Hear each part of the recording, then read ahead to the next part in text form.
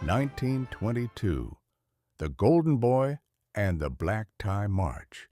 Fall asleep to hilarious history in the narrative style of Mark Twain. Copyright 2026, James Henderson. Chapter 1. Howard Carter and the Ultimate Unboxing. The year 1922 was a time when the world decided, with a collective shrug of its shoulders, that it had grown entirely too tired of being reasonable. It was a year that arrived, wearing a garish necktie and smelling faintly of cheap cologne and expensive regret. Civilization, in its infinite wisdom, had decided that the best way to move forward was to dig into the past with a sort of frantic, uncoordinated energy usually reserved for a dog chasing a particularly elusive squirrel.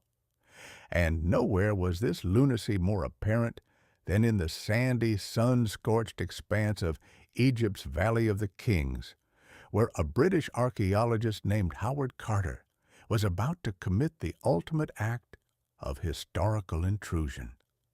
Now, Mr. Carter was a man of peculiar constitution.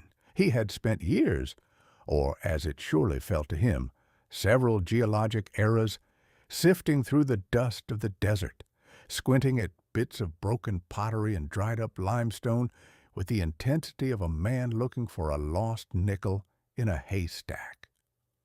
He was a man possessed by the singular, stubborn notion that there was something valuable beneath the dirt, and he was quite content to ignore the blisters on his hands and the blistering heat of the sun to prove it. In the eyes of the locals, he was a madman with a shovel. In the eyes of the world, he was on the verge of becoming a celebrity, though he did not yet know it. He was about to perform the ultimate unboxing. We are a species that simply cannot leave a sealed box alone. If you put a man in a room with a locked chest, he will spend every waking hour trying to pry it open, not because he needs what is inside, but because the mere existence of a lid is a personal affront to his curiosity. Mr. Carter had spent his life staring at that lid, and on a day in November, he finally decided to stop knocking and simply break the door down. He chipped away at a hole in the stone wall, the air thick with the dust of centuries, dust that had been undisturbed since the days when men measured their wealth in goats and their wars in chariot wheels. He held up a candle, the flame flickering in the heavy ancient air, and peered through the breach.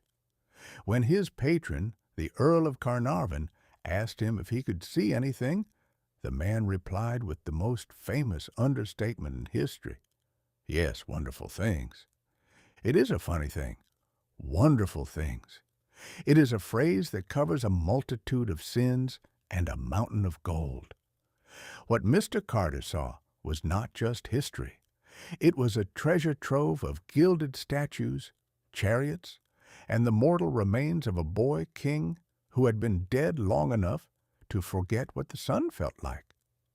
It was the ultimate defiance of the quiet dignity of death. We, the living, have a habit of dragging our ancestors into the light, propping them up on pedestals and charging admission to gawk at their trinkets. We call this archaeology because it sounds more polite than grave robbing, and it allows the academics to sleep without feeling the need to check under the bed for restless ghosts. Once the tomb was breached, the world went into a state of absolute, unadulterated hysteria. It was as if humanity had been waiting for something to distract it from the messy business of living, from the wars, the taxes, and the general misery of the post-war hangover. King Tutankhamun became the international man of mystery. People who couldn't find Egypt on a map were suddenly experts on burial customs in canopic jars. It was a circus, And like any circus, it needed a ringmaster and a good, frightening spectacle to keep the rubes in the seats. And so we invented the mummy's curse. It is a masterful bit of human invention, really. We have always had a hard time reconciling the fact that people die because of biology, a cough, a bug, a bit of bad luck, and that this is often the end of the story. It is far too boring, far too pedestrian. We prefer to think that if a man dies, there must be a reason, a cosmic vendetta, a supernatural retribution. When Lord Carnarvon, a man who lived on expensive cigars and, one suspects, an equally expensive diet of rich food, eventually succumbed to an infected mosquito bite, the world did not blame the mosquito. They did not blame the poor man's immune system. They blamed the king. They spun a yarn of ancient curses, of dark magic waiting in the shadows of the tomb to strike down the insolent who dared to disturb the royal slumber. It was a wonderful story. It sold millions of newspapers, kept the public in a state of delighted, shivering dread, and allowed everyone to ignore the much more uncomfortable truth that we are all, every one of us, fragile things held together by nothing more than habit and the grace of a short lifespan. If I were a 3,000-year-old monarch, buried with all the gold a man could want, I dare say I would be a bit miffed about the intrusion, too. I would likely be annoyed at the sight of gentlemen in suits trampling over my furniture and taking notes on how I chose to be embalmed. But I suspect I would be more concerned with the lack of good company in the afterlife than with whether a British lord caught a fever. The living, however, have always projected their own anxieties onto the dead. We make the dead monsters because it makes our own impending departure seem like a grand, dramatic event, rather than a quiet exit stage left. The unboxing of Tutankhamun was the catalyst for a new age of performance. It turned history into a commodity, a piece of theater to be consumed alongside one's morning coffee. The tomb was no longer a tomb. It was a set. Carter was no longer a scientist. He was a director. And the public? They were the audience, hungry for more, demanding that the show continue. They wanted more gold, more mysteries, and more curses to keep the nights interesting. It is a peculiar trait of the human animal that we treat the past as a resource to be mined, rather than a conversation to be honored. We treat the dead as celebrities, subject to the same scrutiny and the same tabloid gossip as a politician caught with his hand in the till or an actress spotted without her powder.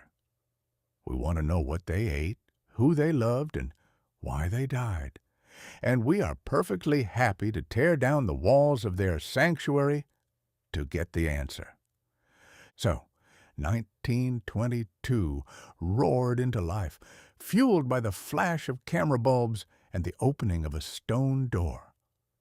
The world had started its march, and it was a march with no clear direction, just a lot of noise and a desperate need to feel like it was uncovering something profound.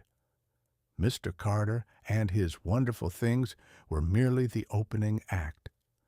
The century was just beginning to find its stride, and it was already walking toward a precipice, though it was far too busy looking at its own reflection in the gold of a boy king's death mask to notice. Humanity had cracked the door, breathed in the stale 3,000-year-old air, and decided that they liked the smell of it. It was the scent of antiquity, yes, but it was also the scent of opportunity. And if there is one thing that will get a man to do almost anything, it is the opportunity to be the first to look where he has no business looking. The tomb was open, the genie was out, and the circus was well and truly underway. The only thing left to do was to see who would be the next one to walk into the ring, and how long they could hold the crowd's attention before the curtain came down. And as we shall see, there were plenty of willing performers lining up in the wings, waiting for their own moment in the spotlight. Chapter 2. Mussolini's Black Shirt Walking Tour.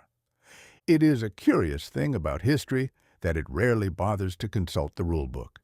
We fancy it a grand, orderly procession like a parade of Sunday school children walking in step. But in truth, history is more like a herd of stray cats in a thunderstorm. Chaotic, prone to hissing, and generally terrified of its own shadow. By the year 1922, the Kingdom of Italy had found itself in the middle of a very long, very damp, and entirely unpleasant storm. The Great War had ended, leaving behind a harvest of debts, a surplus of disgruntled veterans, and a national mood that could best be described as agitated. Italy had won the war, one supposes, but it had lost its patience in the bargain. Enter Benito Mussolini. Now, Mr. Mussolini was a man who understood something that most politicians spend their entire careers failing to grasp, that the average citizen cares far less for a well-reasoned policy proposal than he does for a good dramatic costume. Benito, a former socialist turned professional firebrand, decided that running for office was a tedious, slow-motion affair. It involved ballots, handshaking, and the wretched necessity of answering questions from people who hadn't the foggiest notion of how to run a government. He figured that if one is truly talented, one shouldn't have to wait for an invitation to the dance. One should simply show up with enough friends and start kicking the chairs around until the orchestra plays one's favorite tune. He organized the Black Shirts. It is a name that sounds terribly intimidating, does it not? One imagines a legion of elite soldiers, hardened by battle and forged in fire. In reality, they were a collection of brawlers, farmhands, and disaffected youths who had decided that the most efficient way to achieve political clarity was to wear matching outfits and look perpetually cross. They were a fashion statement with a grievance. There is something uniquely absurd about a political movement that prides itself on its sartorial choices as much as its ideology. If the revolution had been fought in plaid, or perhaps in polka dots, one wonders if the world might have taken it less seriously. But black is the color of authority, or so they tell us, and it certainly has a way of hiding the stains of a good street brawl. The March on Rome, as history calls it, was a masterpiece of theater. When one hears the word march, one pictures soldiers in crisp formation, bands playing, and flags snapping in the wind. The March on Rome, however, was less of a parade and more of a soggy, ill-coordinated field trip. Thousands of these black-shirted enthusiasts climbed onto trains, huddled under umbrellas to avoid the Italian autumn rain, and descended upon the Capitol with the distinct air of a football team that had arrived at the wrong stadium, but decided to declare victory anyway. It was, in effect, the world's most successful temper tantrum.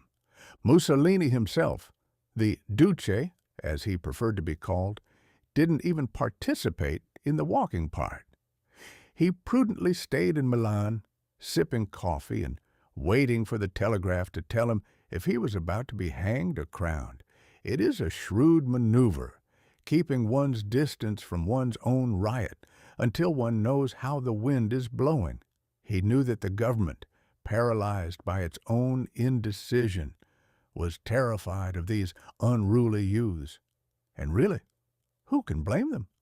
A government is a delicate, paper-thin thing, held together by the collective agreement that everyone will follow the rules.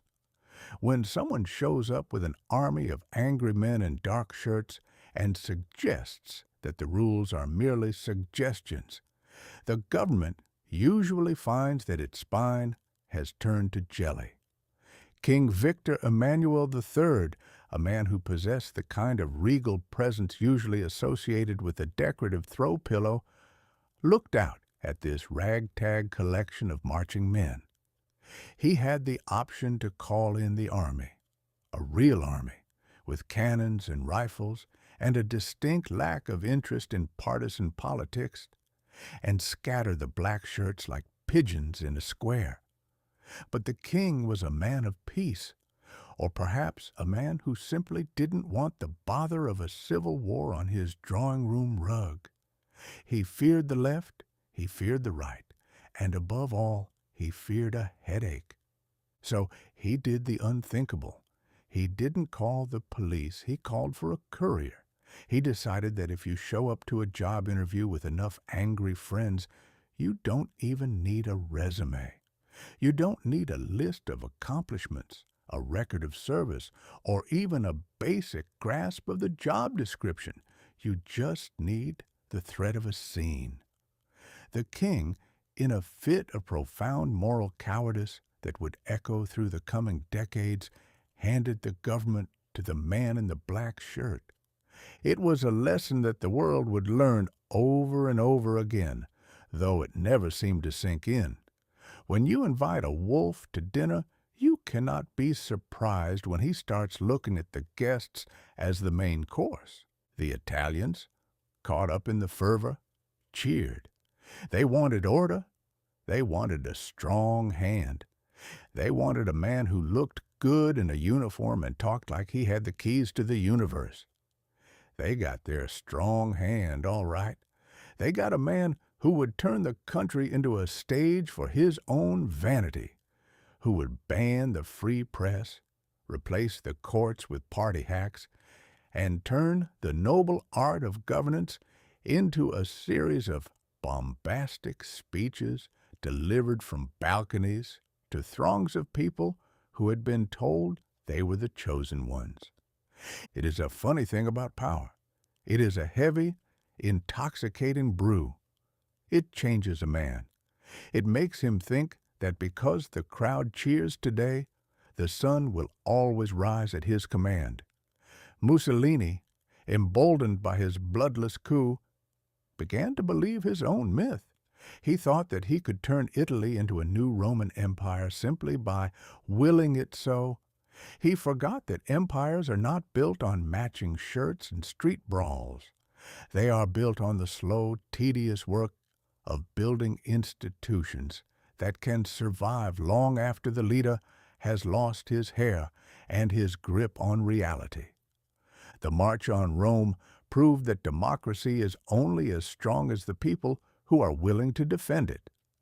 If you stand by, watch a man in a black shirt walk through your front door and offer him a seat at the table because you are afraid he might scuff the floors, you have already lost the house.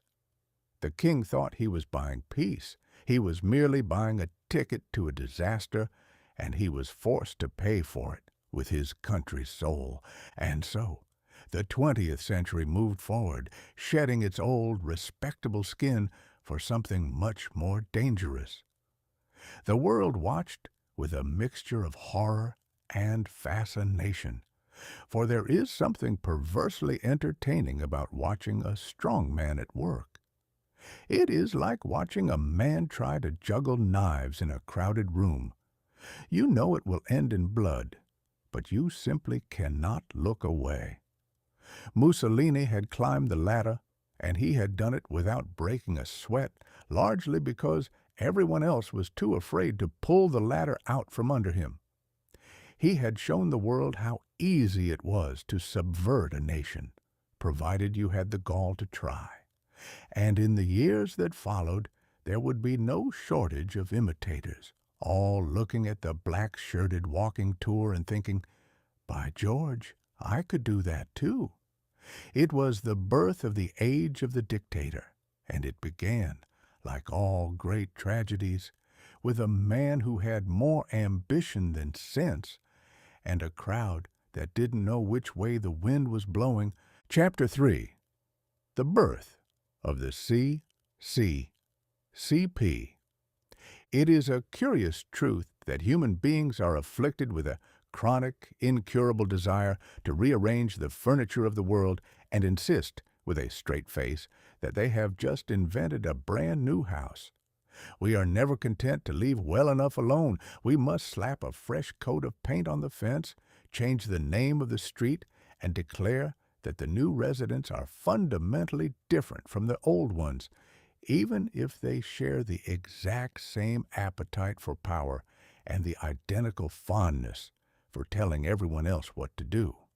In 1922, the Russian Empire decided it was finished with being an empire.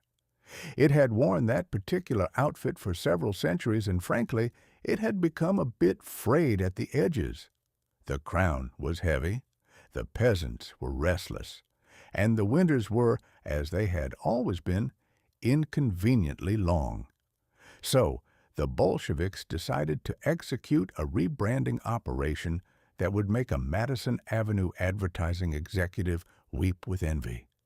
They tossed aside the Tsar, swept the debris of the old regime into the dustbin of history, and officially christened their new venture the Union of Soviet Socialist Republics. They also gifted the world with an acronym, CCCP. It is a peculiar sort of sound, isn't it? To the untrained ear, it sounds remarkably like a gentleman with a persistent cough or the rhythmic sputtering of a jalopy that has just run out of gas in the middle of a blizzard. But to the architects of this new state, it was the sound of the future. It was the mark of a worker's paradise, a grand utopian machine designed to churn out equality and industrial output in equal measure. Now, a worker's paradise is a charming concept, rather like a perpetual motion machine or a diet that allows you to eat nothing but apple pie and still lose weight. It is a lovely thing to ponder in the abstract, but once you try to build one out of real, living, breathing people who have a nasty habit of wanting to keep their own chickens and have opinions that differ from the official bulletin, you find that the machinery tends to get clogged with sand. The brilliance of the Soviet approach, if one can call it that, was the invention of the committee. If you ever find yourself in a situation where you would rather not make a decision, form a committee. If you want to delay a decision until everyone has forgotten why the question was asked in the first place, form a subcommittee. And if you wish to ensure that no single person is ever held responsible for anything, form a committee of committees. The Russians took to this practice with the enthusiasm of a schoolboy discovering the joys of a new hobby. They built a government that was essentially a vast interlocking web of bureaucrats, all busy writing down instructions for each other, while the poor fellow, who actually had to plow the field or weld the boiler, wondered where the paradise part of the brochure had gone. The irony, of course, was as thick as a winter coat in Siberia. They had replaced an autocracy based on the divine right of kings with an autocracy based on the divine right of the party manifesto. The Tsar sat on a throne, and the new leaders sat on a podium. The Tsar wore robes of ermine, and the new leaders wore caps and heavy wool jackets. The Tsar expected everyone to kneel. The new leaders expected everyone to nod in vigorous, synchronized agreement. It was all very different, you see, except for the part where one group of men told everyone else how to live, what to think, and, should they prove particularly uncooperative, where to go for a very extended, very involuntary vacation. There is a certain species of man that flourishes in these sorts of systems. The man who can draft a memorandum explaining why the lack of bread is actually a testament to the ideological purity of the grain supply. He is a master of the vocabulary of progress. He can take the most ordinary, dreary, or catastrophic occurrence and wrap it in a shroud of complex, high-minded jargon until it sounds like a triumph of the human spirit. If you asked him for the time, he would not simply tell you it was 4 o'clock. He would explain the dialectical necessity of the hour, and how, in the grand sweep of history, the very concept of time is a bourgeois construct meant to exploit the proletariat. One cannot help but admire the sheer audacity of it. It takes a monumental amount of self-belief to look at a country that is struggling to feed its citizens and declare that you have unlocked the secrets of human happiness. It is like a man standing in a burning barn and explaining to the horses that the heat is merely an opportunity to demonstrate their commitment to the structure. And what of the Union itself? The map was getting smaller even as the rhetoric was getting larger. The various republics were bound together not by the warm ties of friendship or a shared cultural heritage, but by the cold iron grip of the center. It was a union in the same way that a prisoner is united with his handcuffs. They were shackled to the same destiny, pulled along by a locomotive that was picking up speed, heading toward a horizon that remained stubbornly unreachable. I have often thought that the greatest tragedy of such systems is not that they are evil, for evil is a dramatic, colorful sort of thing, like a villain in a melodrama, but that they are breathtakingly, soul-crushingly dull. They are systems designed to strip the individuality out of life, to reduce the colorful, chaotic, messy experience of being a human being into a series of predictable, safe, and entirely obedient statistics. They want a world where everyone marches to the same drumbeat, eats the same ration of bread, and smiles at the same set of approved slogans. But humanity is not a statistic. Humanity is a collection of stubborn, contrary, whimsical, and utterly unpredictable creatures who, if left to their own devices, will insist on singing off-key, wearing their hats at jaunty angles, and asking the most inconvenient questions at the most inappropriate times. You can build all the committees you like, and you can print all the manifestos you can carry, but you cannot legislate the soul out of the people. You can suppress it, you can hide it under layers of fear and bureaucratic red tape, but it remains there, quietly waiting for the day when the music stops and the curtain falls. In 1922, however, the music was just getting started. The new government was busy measuring the size of the desks and drafting the first set of 5-year plans, for they were very fond of 5-year plans, as if the future were a cake that could be baked by a recipe. They looked out at the vast frozen expanse of their country and saw not a land of people, but a blank slate, a raw material waiting to be molded into a new shape. It is a heady sensation, believing you are the author of history. You feel as though you are holding the pen, and that the world is merely a page waiting for your ink. But history is a fickle, ungrateful thing. It does not care for the plans of men, it does not read their manifestos, and it certainly does not follow their schedules. It has a way of taking the best-laid plans of the most determined visionaries and turning them into the punchline of a joke or the footnote of a catastrophe. The Soviet Union was born in a storm of optimism and iron, a promise of a better world that looked suspiciously like a cage. The world watched with a mixture of hope and trepidation, trying to decipher the true nature of this new beast. Was it the dawn of a new era of equality, or was it merely the old tyranny in a new hat? The answer, as it usually does, lay somewhere in the mess of human nature. We are, at our core, the same creatures we have always been, driven by the same hungers, the same fears, and the same desperate, foolish hope that if we just change the name of the system, we can finally escape the consequences of our own design. So, the CCCP began its work. The committees convened, the memos circulated, the flags were raised, and the world held its breath.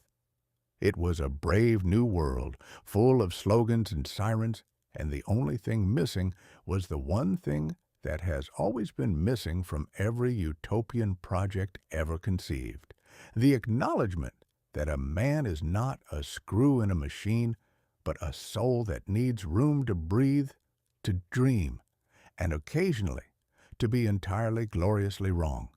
But that, I suppose, is a lesson that history is destined to teach us over and over again, until we finally decide to learn it. And if the history of the 20th century is any judge, it is a lesson that will take us quite a long time to master. Chapter 4. The Bitter Irish Divorce. If you want to witness the most spectacular, soul-crushing, and thoroughly illogical spectacle on God's green earth, you need not look for a volcanic eruption or a tidal wave. You need only look at a family or a nation that has spent centuries united by a common grievance, only to have that grievance removed. Once the common enemy is vanquished or sent packing, the partners in that struggle will invariably turn upon one another with the ferocity of two hungry badgers trapped in a sack. It is a peculiar psychological phenomenon, like a man who spends his entire life complaining about the noisy neighbor next door, only to find himself in a state of profound existential crisis when the neighbor finally moves away. He doesn't know what to do with his spare time, so he starts criticizing the way his wife folds the laundry. By the year 1922, the Irish people had spent a great deal of time and a considerable amount of gunpowder trying to convince the British Empire that it would be ever so much happier if it packed its bags and caught the first boat back to London. And, to the surprise of everyone, including, one suspects, the British themselves, the Empire finally decided to take the hint. It agreed to the Anglo-Irish Treaty. It wasn't independence in the sense that a man owns his own boots, but it was independence in the sense that he was finally allowed to tie the laces himself, provided he didn't trip over them too loudly. The Irish Free State was established, and the champagne corks were ready to pop. But alas, the Irish have always had a flair for the dramatic, and they decided that a celebration was not nearly as satisfying as a good, hot-blooded, knockdown, drag-out argument. The treaty didn't just divide the island, it divided the soul of the resistance. It created a split that ran right down the middle of the kitchen table. On one side, you had the pragmatists, men like Michael Collins, the big fellow, a man who had spent the better part of his life playing a high-stakes game of cat and mouse with the British Secret Service. Collins looked at the treaty and saw a stepping stone. He saw a chance to secure the land, build the institutions, and inch toward full liberty without having to bury another generation of boys in the process. He was a realist, and realists, as we know, are rarely popular at parties. They are the ones who point out that the punch bowl is empty and the roof is leaking, while everyone else is busy singing anthems to the stars. On the other side, you had the purists. These were the men who had sworn an oath to a republic, a capital R republic, and they felt that anything less than the full, unvarnished article was a betrayal of every drop of blood spilled since the days of old. They were the dreamers, the idealists, the ones who would rather burn the house down than settle for a leasehold. And when a dreamer gets his hands on a rifle, the world generally has a very bad time of it. The result was a civil war, which is, without question, the most expensive and least profitable form of human activity. It is a tragedy of the highest order because everyone involved knows exactly how the other side thinks, what they fear, and precisely where their weak spots are. They had shared the same campfires, the same blankets, the same whispered plans, and the same terror of the darkness. Now, they were shooting at each other from across the street. It is a sorry business to find oneself standing on the other side of a barricade from a man who once shared your canteen and your secrets. There is no argument more lethal than one between two people who used to agree on everything. The fighting was bitter, small, and mean. It was the sort of conflict that does not produce heroes, only widows and orphans. In the four courts of Dublin, men who had been comrades in arms turned the building into a fortress against their own brothers. They used British-supplied artillery to shell each other, which must have provided a grim, ironic chuckle to any British soldier watching from the sidelines with a glass of sherry. The Empire had finally achieved its greatest strategic victory. It didn't need to defeat the Irish. It only needed to step back and let them defeat each other. The tragedy reached its zenith, or perhaps its nadir, with the death of Michael Collins. Here was a man who had spent his years outsmarting an empire, only to be ambushed in a quiet, lonely road in County Cork by his own people. He was killed by a bullet fired by a hand that he might have shaken a year before. It is the ultimate futility of the Civil War. The best men are the ones who are lost first, leaving the field to the demagogues and the fanatics who are better at making speeches than they are at building a nation. One cannot help but look at the Irish Civil War and see the reflection of a universal human flaw, the tendency to let the perfect be the enemy of the good. The purists wanted the absolute summit of the mountain, and they were willing to sacrifice the path to get there. They could not accept that in this imperfect world you must often take what you can get, fortify your position, and then look to the next horizon. Instead, they opted for the all-or-nothing approach. And as is usually the case when a man bets his entire life on all, he ends up with nothing. It is a sobering thought, is it not? That a nation which had spent so long yearning for the freedom to determine its own fate would, the moment that freedom was placed in its palm, squeeze it so tightly that it shattered. The bitterness of that divorce lingered for generations, turning old friends into strangers and political debates into generational feuds. It cast a long shadow over the new free state, a shadow that no amount of green grass or stout could entirely dispel. History, however, has a way of smoothing over the jagged edges of such events, even if it cannot heal the scars. We look back now at 1922 and see a turning point, a moment where the world shifted on its axis. We see the bravery of those who tried to build, and we see the misguided zeal of those who tried to tear it down.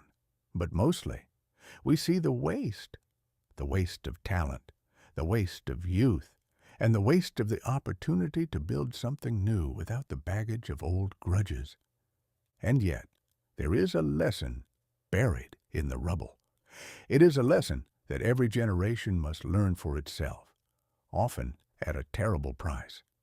It is that freedom is not a trophy to be won, polished, and put on a mantelpiece.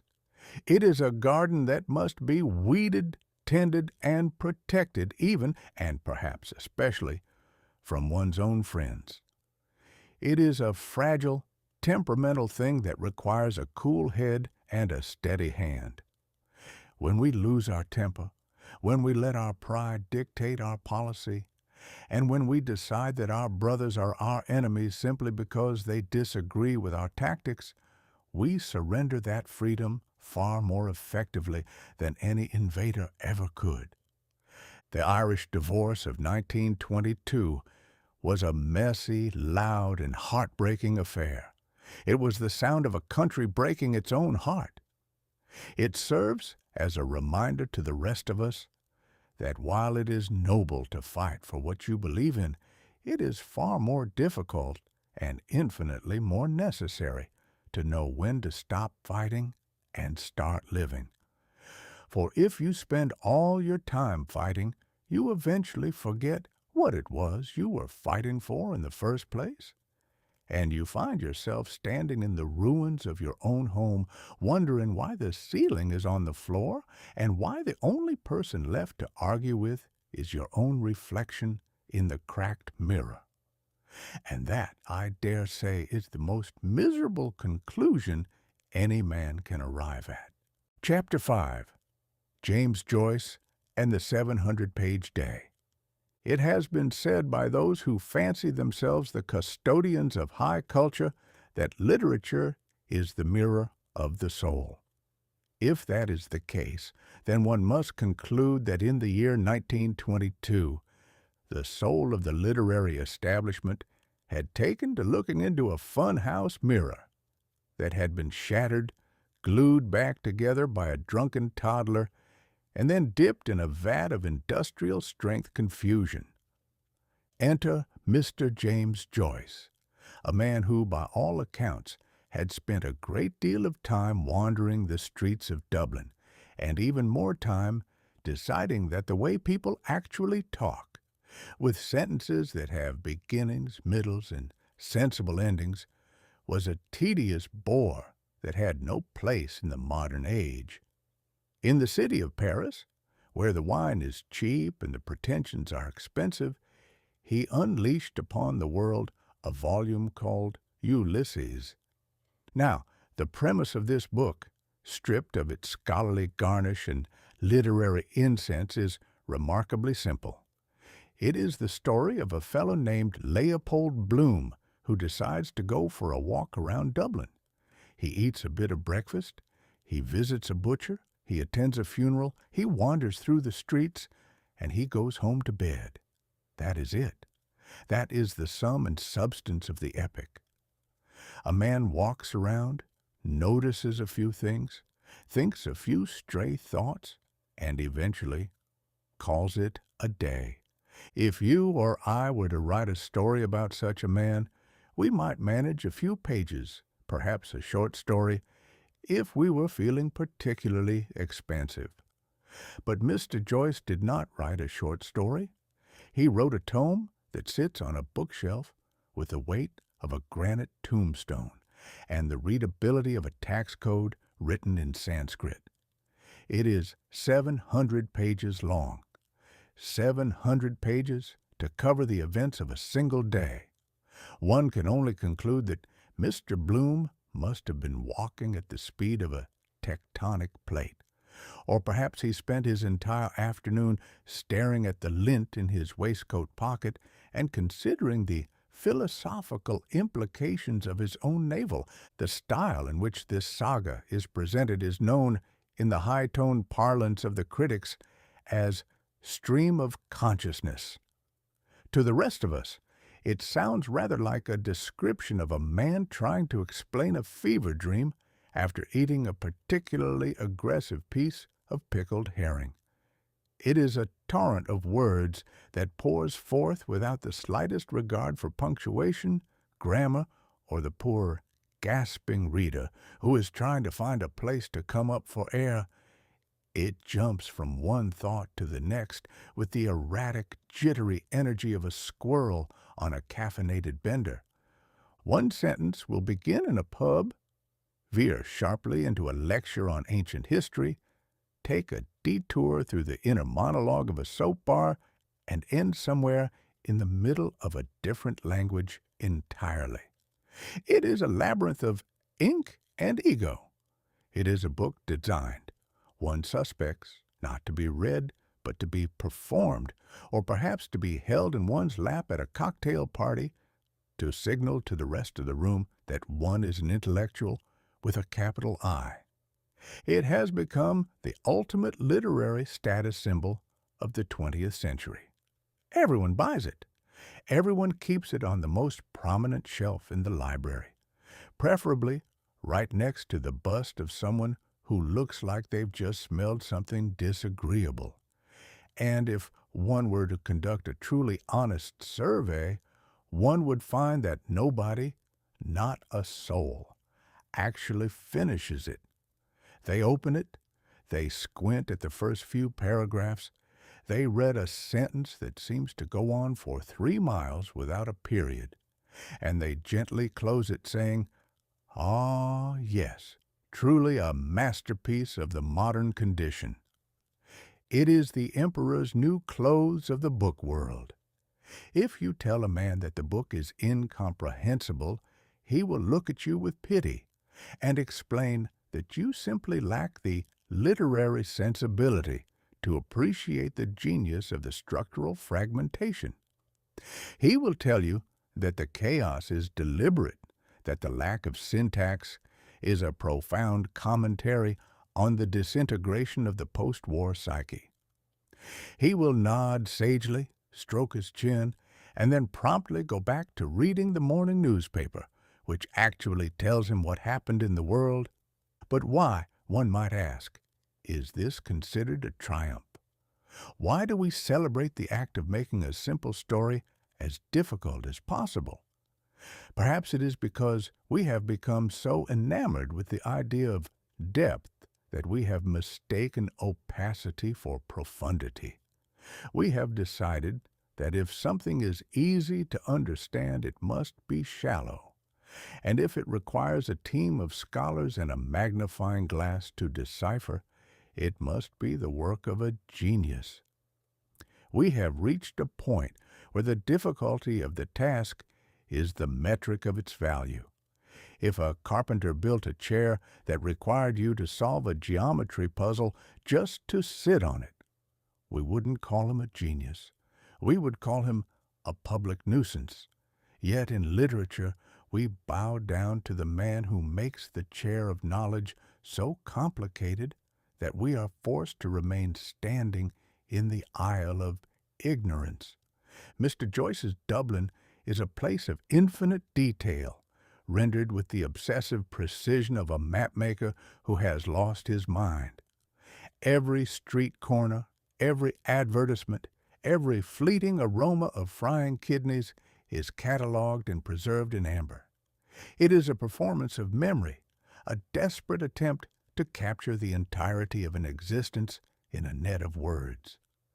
But in doing so, he manages to lose the one thing that makes a story worth telling, the heartbeat of the human condition.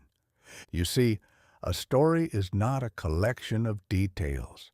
A story is a journey. It is a movement from here to there, with a bit of change in the middle. We read to find out what happens, to see how the character fares, to feel the tug of the world on our own sleeves. When you turn that journey into a static, kaleidoscopic mess of impressions, you aren't writing a book.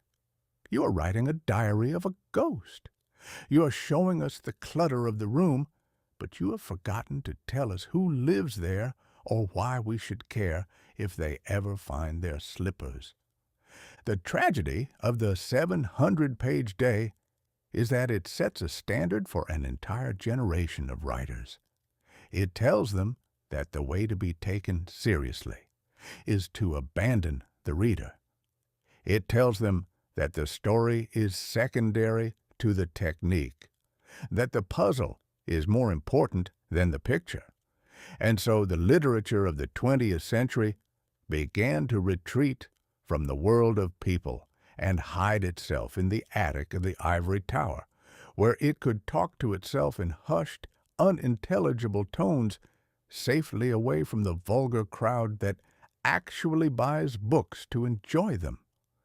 One can almost hear the ghost of Mr. Joyce chuckling in a Parisian cafe, watching as thousands of well-meaning people carry his heavy, unread book around like a holy relic. He knew the game. He knew that if you make the world look long enough at something they don't understand, they will eventually pretend they do, for fear of being thought a simpleton. He understood that vanity is a more powerful motivator than interest.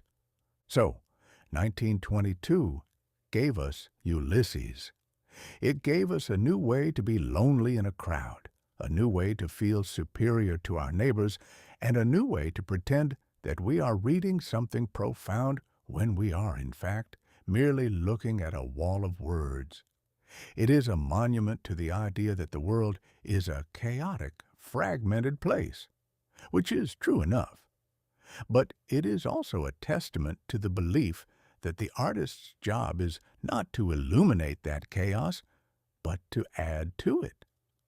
Perhaps, in another century, someone will write a book that brings us back to the simple, honest business of storytelling. Someone will write a book that is meant to be finished, that is meant to be understood, and that doesn't require a map, a compass, and a master's degree in linguistics to navigate. Until then, we shall continue to have our monuments. We shall continue to have our great unread masterpieces sitting on our shelves, gathering dust, and waiting for the day when someone finally decides to admit that they never did quite figure out what Mr. Bloom was doing in that butcher shop. It is a grand, whimsical, and entirely useless theater of the mind, and I dare say it is the most expensive paperweight humanity has ever managed to produce. Chapter 6. T.S. Eliot's Cruelest Month. There is a particular kind of misery that sets in after a great, messy, world-altering catastrophe. The sort of misery that doesn't scream or wail, but instead sits in the corner of the parlor, wearing a dark suit and sighing heavily into its tea. By 1922, the Great War had finished its bloody work. The Spanish flu had taken its final unnecessary bow, and the human race found itself in the uncomfortable position of having survived, only to find that the world it returned to was not the one it had left. It was a world of dusty attics, broken china, and a profound nagging sense that the universe had played a very elaborate, very cruel practical joke on the lot of us. Into this atmosphere of spiritual indigestion walked Mr. T.S. Eliot, a man who, it must be noted, worked as a clerk at Lloyd's Bank in London. Now, there is something inherently suspicious about a man who spends his days counting currency and checking ledgers, only to spend his nights writing poetry that suggests life is nothing more than a pile of dry bones and broken images. One would think the arithmetic of banking would provide enough of a reality check to keep a man from wandering off into the fog of high modernism. But Mr. Eliot was made of sterner, more melancholic stuff. He published a little poem called The Waste Land, and the literary world, ever eager to be told that it was deep and misunderstood, fell upon it like a starving man upon a cold ham. The poem opens with the bold, sweeping assertion that April is the cruelest month. Now, I have lived a fair number of years, and I have seen my share of Aprils. I have seen Aprils that were rainy, and Aprils that were muddy, and Aprils that played havoc with one's sinuses. But I have never thought of April as cruel. April is the time when the earth wakes up, when the sap rises, and when the prospect of a good crop of potatoes begins to look like a mathematical certainty. It is the month of hope, not the month of despair. But for the post-war generation, apparently, the sight of a flower pushing its head through the soil was not a miracle. It was an irritation. It reminded them that the world was moving on while they were stuck in the mud of their own memories, wondering why the music had stopped. Mr. Eliot's poem is, to be perfectly frank, a jigsaw puzzle, with half the pieces missing and the other half painted in colors that don't belong in the same room. He jumps from ancient Greek myths to the babble of a modern pub, from the high, airy heights of Dante to the low, grimy streets of London, all stitched together with a sense of dread that would make a tombstone look festive. He presents the world as a heap of broken images, a place where the sun beats down on nothing but rock and sand, and where the only thing we have left to do is to sit in the ruins and wait for the rain. It is a masterpiece of the "I've read more books than you have" school of composition. It is densely packed with references to things most folks haven't thought about since they left the schoolroom, if, indeed, they ever thought about them at all. But the truly marvelous thing about the whole endeavor is the inclusion of the footnotes. Mr. Eliot, a man of methodical banking habits, decided that his poem was so complicated that it required an appendix to explain itself. Imagine, if you will, a man telling a joke at a dinner party, and then, because nobody laughed, pulling a printed pamphlet out of his waistcoat pocket to explain the punchline, the historical context of the humor, and the etymological roots of the adjectives used. It is the height of absurdity. If a poem cannot stand on its own 2 feet, if it requires a set of crutches in the form of scholarly notes to hobble across the page, then the poet has not done his job. He has simply performed an autopsy on his own inspiration. Yet the world hailed it as a triumph. It was the perfect poem for a generation that had walked through the valley of the shadow of death and found that there wasn't a shepherd in sight, only a lot of mud and a distinct lack of rational explanation. They were tired, they were cynical, they were looking for something that matched their own internal state, and here was Mr. Eliot, telling them that yes, the world was a barren, fractured place, and yes, it was all perfectly normal. It was a comfort to be told that you weren't crazy. The world was simply wasteland. There is a peculiar human tendency to find solace in pessimism.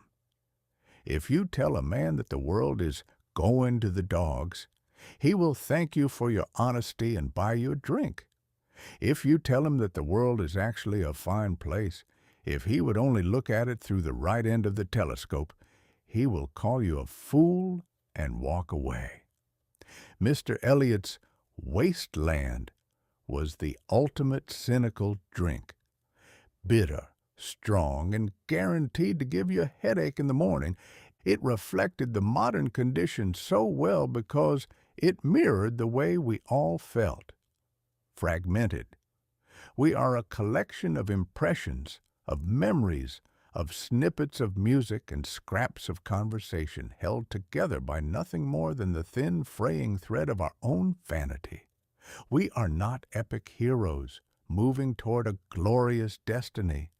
We are just people in a city, getting on and off the tram, worrying about the rent, and wondering if anyone would notice if we simply vanished into the fog. One cannot help but admire the sheer nerve of it. It takes a certain kind of genius to look at the wreckage of a world and decide that the most appropriate response is to write a poem that sounds like the fever dream of a library floor. He captured the ennui, the fatigue, and the deep-seated suspicion that the universe was just a clock that had been wound up too tight and was now rattling itself to pieces. But as I sit here looking at the date, 1922, and thinking about the people who read this poem, I find myself wishing I could take them out for a walk in the actual countryside. I would take them away from the libraries and the lecture halls, away from the dry bones and the broken images, and I would show them a field of clover. I would point to a bird in a tree and remind them that the bird doesn't care about the decline of Western civilization. It only cares about the next worm. I would remind them that while April might be cruel to a man who has lost his heart, it is a perfectly decent month for a man who is still capable of being surprised by a sunset or a glass of cold water. We make such a fuss about our complexities. We dress them up in fancy words. We footnote them. We turn them into art, and we parade them around like wounded veterans of a spiritual war. But the tragedy is not that the world is a wasteland. The tragedy is that we have become so convinced that it is, that we have forgotten how to walk through it with our eyes open to the things that still bloom. We have mistaken our own exhaustion for the exhaustion of the universe. Mr. Eliot went back to his bank, no doubt, and continued to count the currency, satisfied that he had successfully turned the soul of a generation into a series of literary fragments.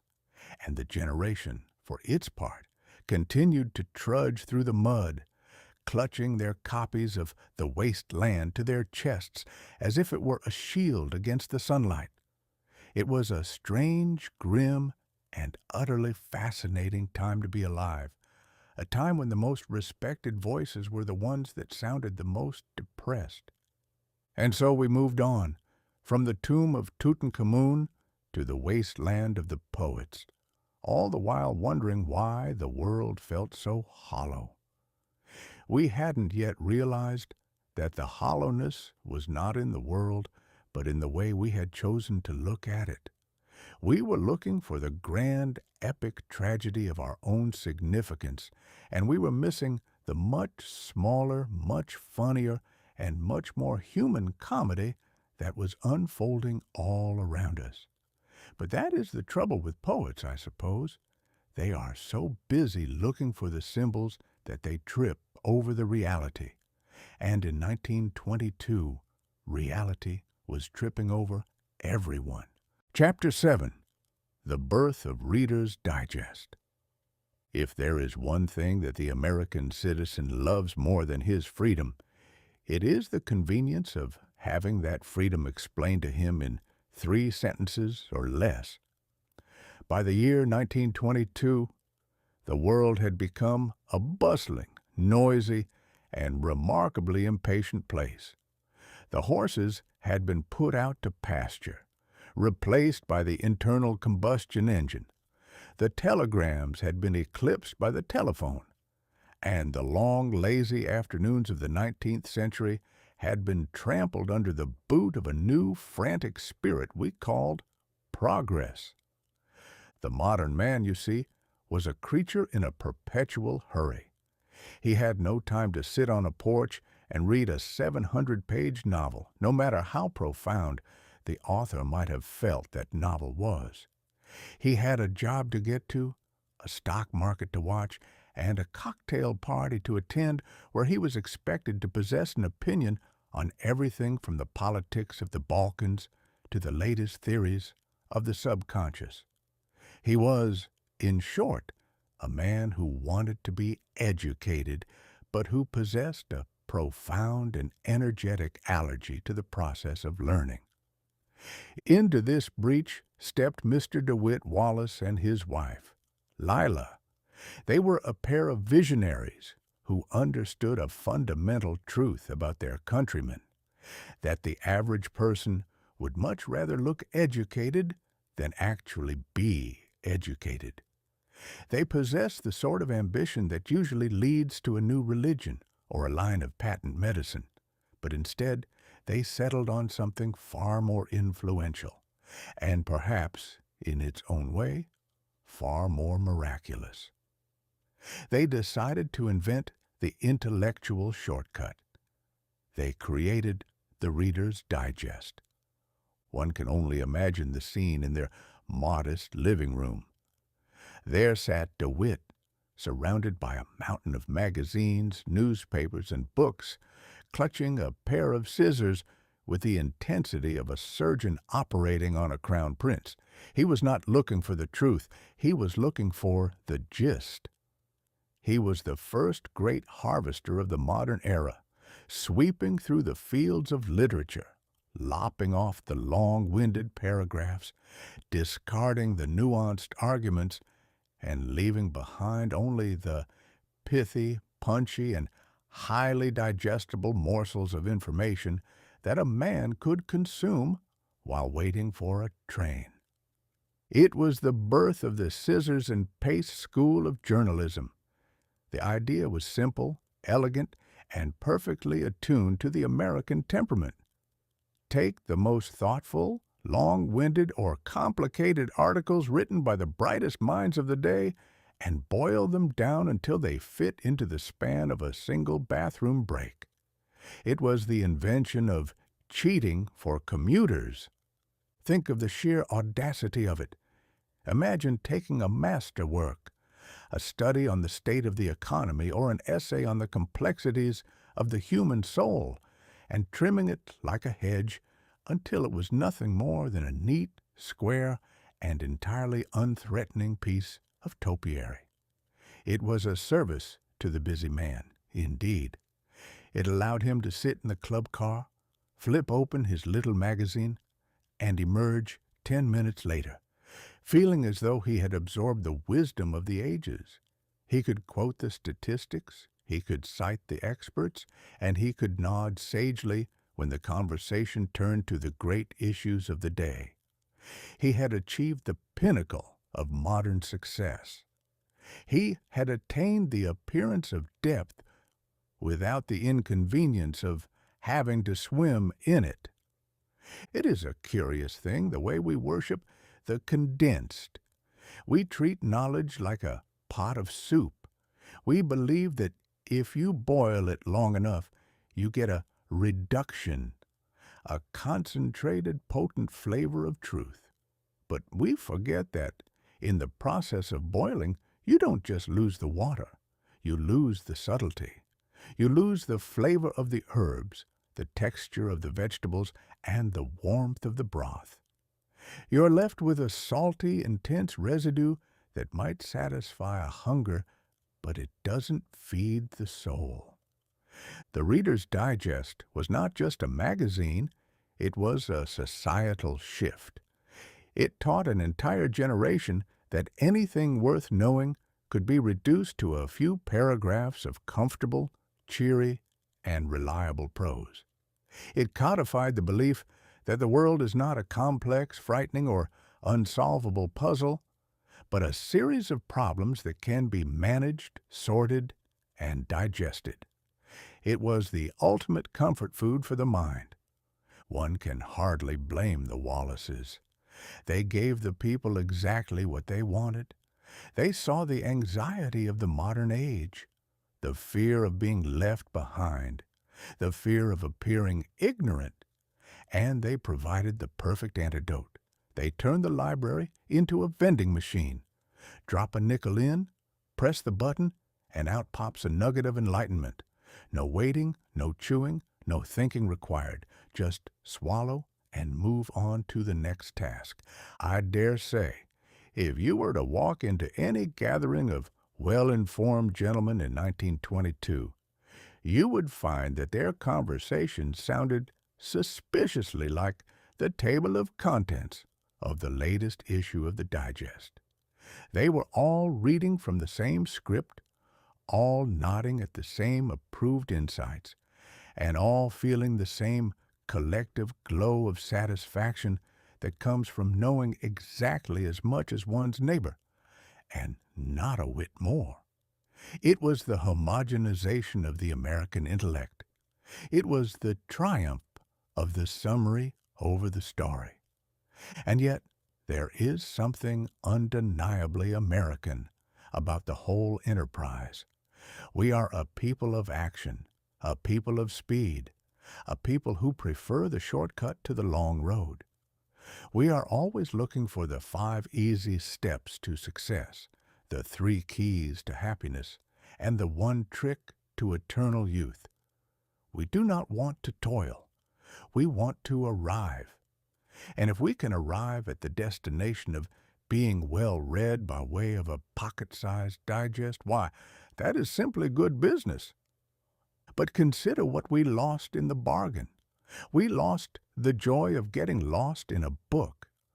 We lost the ability to sit with a difficult idea, to turn it over in our minds, to argue with it, to let it haunt us in the middle of the night. We lost the luxury of the long-winded. We decided that if a thought couldn't be squeezed into a punchy 2-page spread, it probably wasn't worth having. We traded the forest for the view from the window of a passing train. I sometimes wonder what would happen if we truly committed ourselves to the Reader's Digest philosophy. Imagine if we applied it to everything. Imagine a condensed version of a marriage, where we skip the years of struggle and go straight to the 50th anniversary. Imagine a condensed version of a farm, where we skip the planting and the weeding and go straight to the harvest. We would save a great deal of time, to be sure, but I suspect we would find that the end result tasted remarkably like dust. The Wallaces were, in their own way, the great architects of the 20th century mind.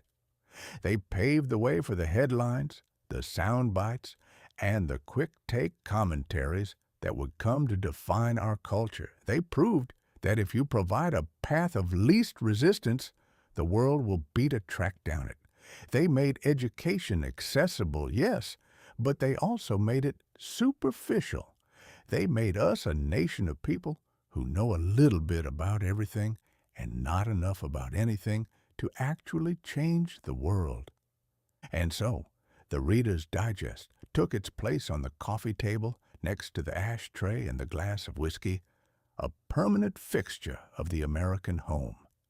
It stood as a silent witness to our collective desire to be smart without the effort, to be informed without the study, and to be cultured without the sacrifice. It was a brilliant, funny, and deeply cynical achievement. It recognized that the American dream wasn't just about wealth or property. It was about efficiency. It was about finding the shortest distance between 2 points, even if those points were ignorance and the illusion of knowledge. As we look back on 1922, we see the world rushing headlong into a future that demanded more than it was willing to give. We see a generation that was hungry for meaning but had no time for the meal. And we see the Reader's Digest sitting there in the middle of it all, offering a toothpick to a man who was starving. It was the most popular, the most successful, and the most perfectly emblematic invention of the age. It was, in short, the perfect way to pass the time while we waited for the rest of the century to arrive, and to tell us exactly what we should think about it when it did. And the truly marvelous part? We thanked them for the privilege. We bought the magazine, we read the summaries, and we went to our graves believing that we had seen the whole picture, never realizing that all we had seen was the frame. Chapter 8, Nosferatu and the Unauthorized Underbite. If there is one thing that humanity enjoys more than a good, honest day's work, it is the pleasure of being frightened out of its wits for the price of a nickel. In the year 1922, the motion picture industry, that loud, flickering, and perpetually excitable infant, decided that it had grown tired of slapstick comedians slipping on banana peels and romances involving heiresses with more hair than sense. It wanted something more visceral. It wanted a monster. And so, in the dark, cavernous corners of German cinema, a director by the name of F. W. Murnau decided to unleash the world's first truly great vampire film. Now, Mr. Murnau was a man of artistic temperament, which is to say, he was a man who believed that if he had a vision, the rest of the world was obligated to rearrange itself to accommodate it. He had his heart set on Bram Stoker's Dracula. He wanted the fog. He wanted the castle. He wanted the blood-sucking aristocrat with the suave demeanor and the unfortunate habit of sleeping in a pine box. But Mr. Murnau, for all his artistic genius, suffered from a common ailment among the creative classes. He was entirely allergic to the concept of paying royalties. He approached the Stoker estate, specifically the author's widow, Florence Balcom, and asked in so many words for the privilege of adapting her late husband's masterpiece. Mrs. Balcom, a lady who possessed the iron spine of a Victorian schoolmistress and the bank account of a person who knew exactly what a copyright was worth, politely declined. She said no, with the sort of finality that usually marks the end of a political career. A lesser man, or perhaps a more sensible one, would have taken the hint and gone off to film a documentary about turnips. But not Mr. Murnau. He decided that the difference between a lawsuit and a masterpiece was merely a matter of changing a few names and filing off the serial numbers. He took Dracula, scrubbed away the name, and slapped a new label on it, Nosferatu. It is a bit like a man caught stealing a horse who paints the beast a different shade of brown and insists that he bought it from a stranger in the next county. One suspects the original owner will notice the difference, and one is usually right. To further distance himself from the original work, Murnau decided to give his vampire a refresh. He didn't want the charming, cape-wearing count who looked like he had just stepped out of a tuxedo shop in London. No, he wanted something that looked like a cross between a bald rat, an overcooked piece of salt cod, and a man who had spent 3,000 years eating nothing but anxiety. He gave the creature long, spindly fingers, ears like a bat's, and an underbite so pronounced that he looked as if he were perpetually trying to suck the juice out of a very tough lemon. It was a magnificent transformation. The resulting film was a masterpiece of shadow and dread, a work of art that made the audience feel as though they were watching something they shouldn't be seeing. It was eerie, it was unsettling, and it was, by all accounts, a rousing success, until the lawyers caught wind of it.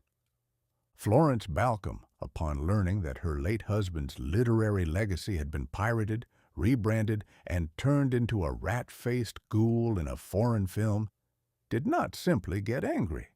She got even. She was, as it turns out, the natural predator of the unauthorized adapter. She marched into court with the grace of a general surveying a battlefield and the tenacity of a bulldog with a bone.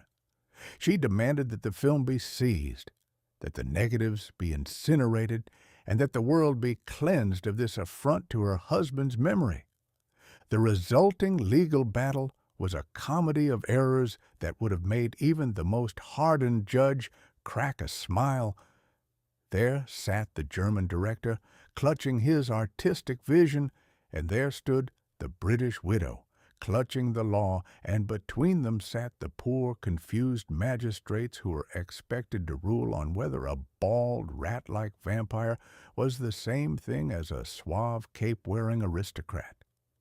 It is the sort of question that keeps philosophers awake at night, but it kept the lawyers busy during the day, which is far more profitable. The court, in its infinite wisdom, eventually sided with the widow. It ordered every single print of Nosferatu to be rounded up and burned. The judgment was absolute. The film was to be treated like a plague-ridden blanket and thrown into the fire. It was a victory for copyright law, a victory for the sanctity of the written word, and a monumental failure of common sense. But here is where the story turns from a legal, dry-as-dust recitation into something truly whimsical. History, as I have observed, has a stubborn habit of refusing to be destroyed. While the court ordered the death of the film, they did not account for the fact that a few copies had already managed to slip out into the wild, like stray cats escaping a burning barn. They were hidden in suitcases, stashed in attics, and spirited away to countries where the reach of a British estate was somewhat shorter than a rainy afternoon. The very act of trying to kill the film only served to make it immortal. It became a piece of contraband, a forbidden movie that everyone whispered about and everyone wanted to see. The widow had tried to bury the vampire, but in doing so, she had only ensured that he would live forever. It is the great irony of the age. If she had simply let Murnau pay his royalties and release the film with a credit, it would have been just another movie on the bill at the local cinema. By trying to destroy it, she turned it into a legend. It is a lesson that governments, copyright lawyers, and high-minded moralists have been trying to learn since the dawn of time. You cannot kill a bad idea, and you certainly cannot kill a good one, no matter how many court orders you have in your briefcase. If you want to stop a man from doing something, don't ban it. Let him do it, and wait for the audience to get bored. That is the only real punishment. The vampire in the film, Count Orlok as they called him, was a creature of the night, a silent, creeping terror.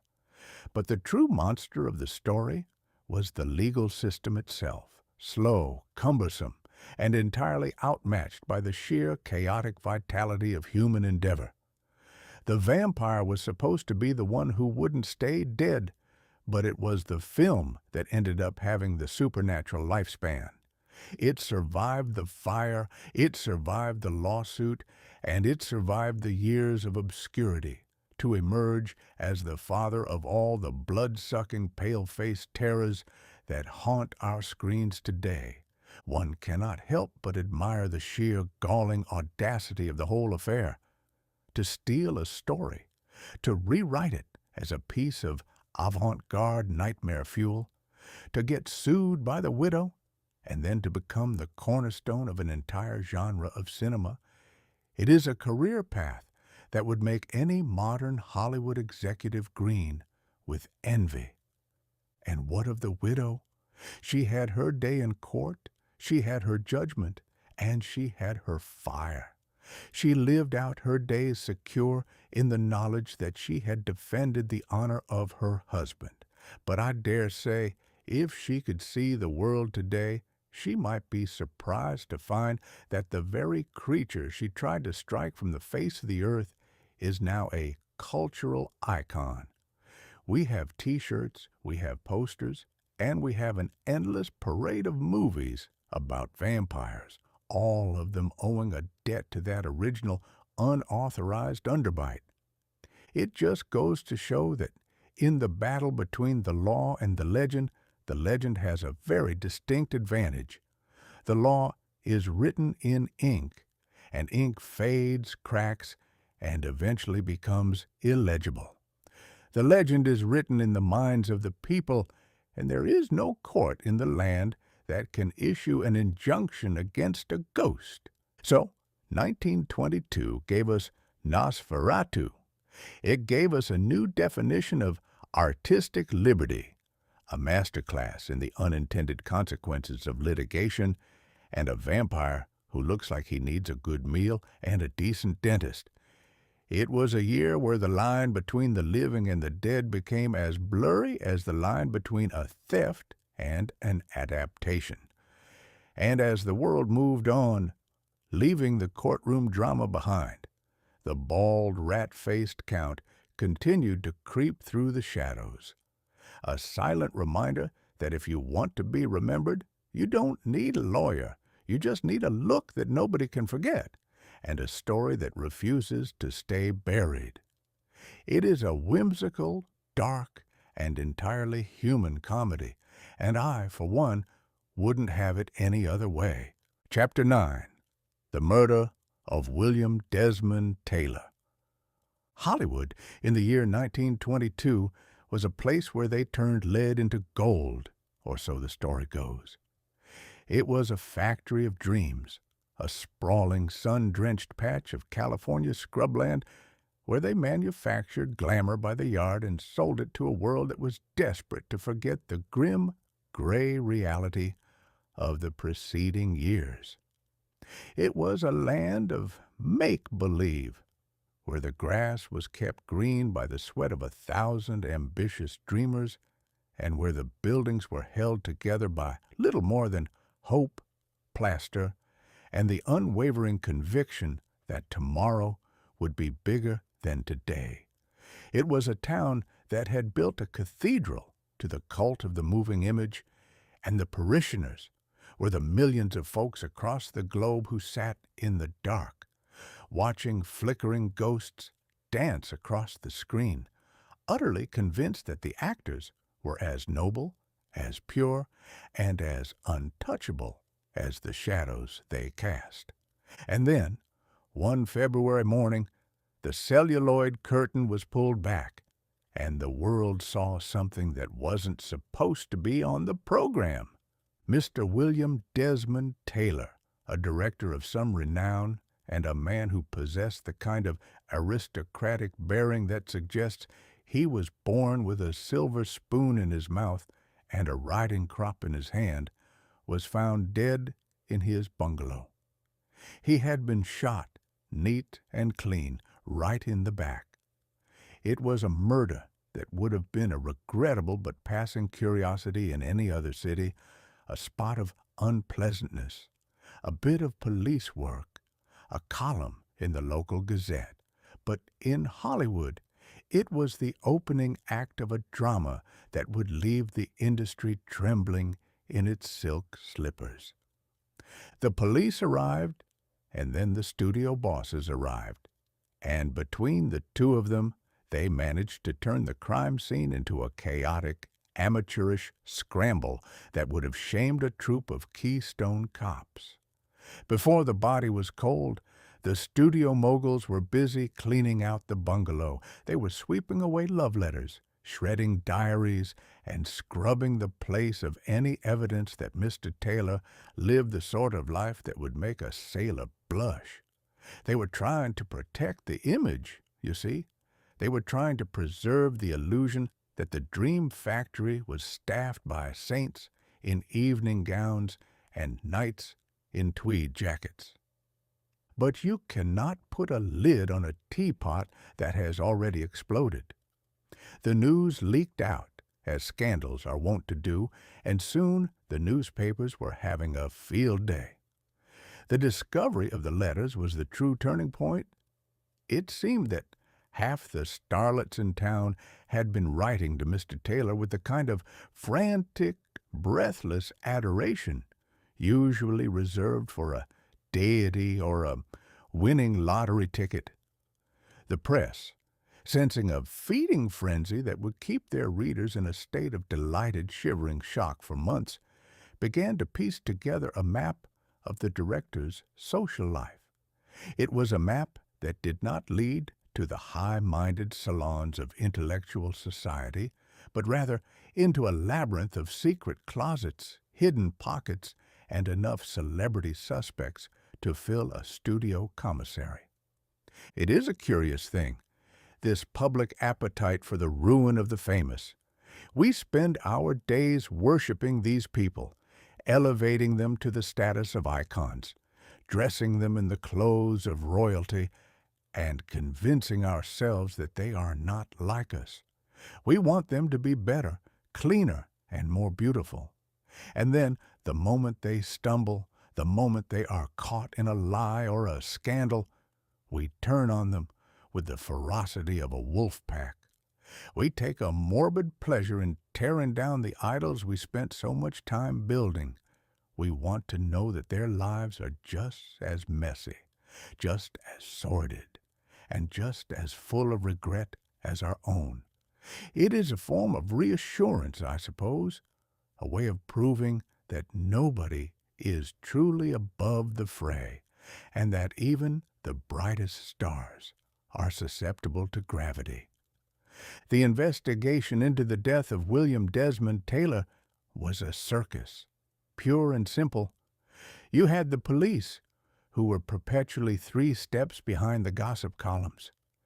You had the studio executives, who were desperately trying to frame the narrative.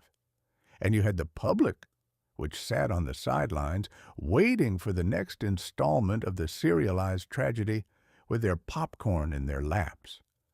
Every day, a new theory, a new suspect, a new rumor emerged from the woodwork. One day it was a jilted lover, the next it was a jealous rival, and the day after that it was a mysterious stranger who vanished into the thin California air. The murder of Mr. Taylor was the incident that finally convinced Middle America that Hollywood wasn't just a place where movies were made. It was the moment the scales fell from the eyes of the pious. They looked at the photographs of the starlets. They read the transcriptions of the love letters, and they realized that their beloved silver screen stars were not living in ivory towers, but in bungalows that were essentially dens of iniquity with better lighting. It was a modern Sodom, they declared, a Gomorrah with a makeup department, a place where morality was an optional accessory and the only cardinal sin was to be boring. The irony, of course, is that the public loved it. They denounced the scandal in their sermons and their editorials. They expressed their profound shock and dismay, and then they rushed out to buy the next issue of the paper to see if there was any more dirt to be unearthed. They wanted the scandal. They craved the drama. They wanted to see the glamour stripped away, not because they wanted to improve the morals of Hollywood, but because they wanted to see the cracks in the veneer. The tragedy, if one can call it that, is that nobody ever found out who pulled the trigger. The case went cold, the files grew dusty, and the mystery of William Desmond Taylor became a permanent fixture of Hollywood lore, a ghost story for the tourists. It was the perfect ending for a town built on smoke and mirrors.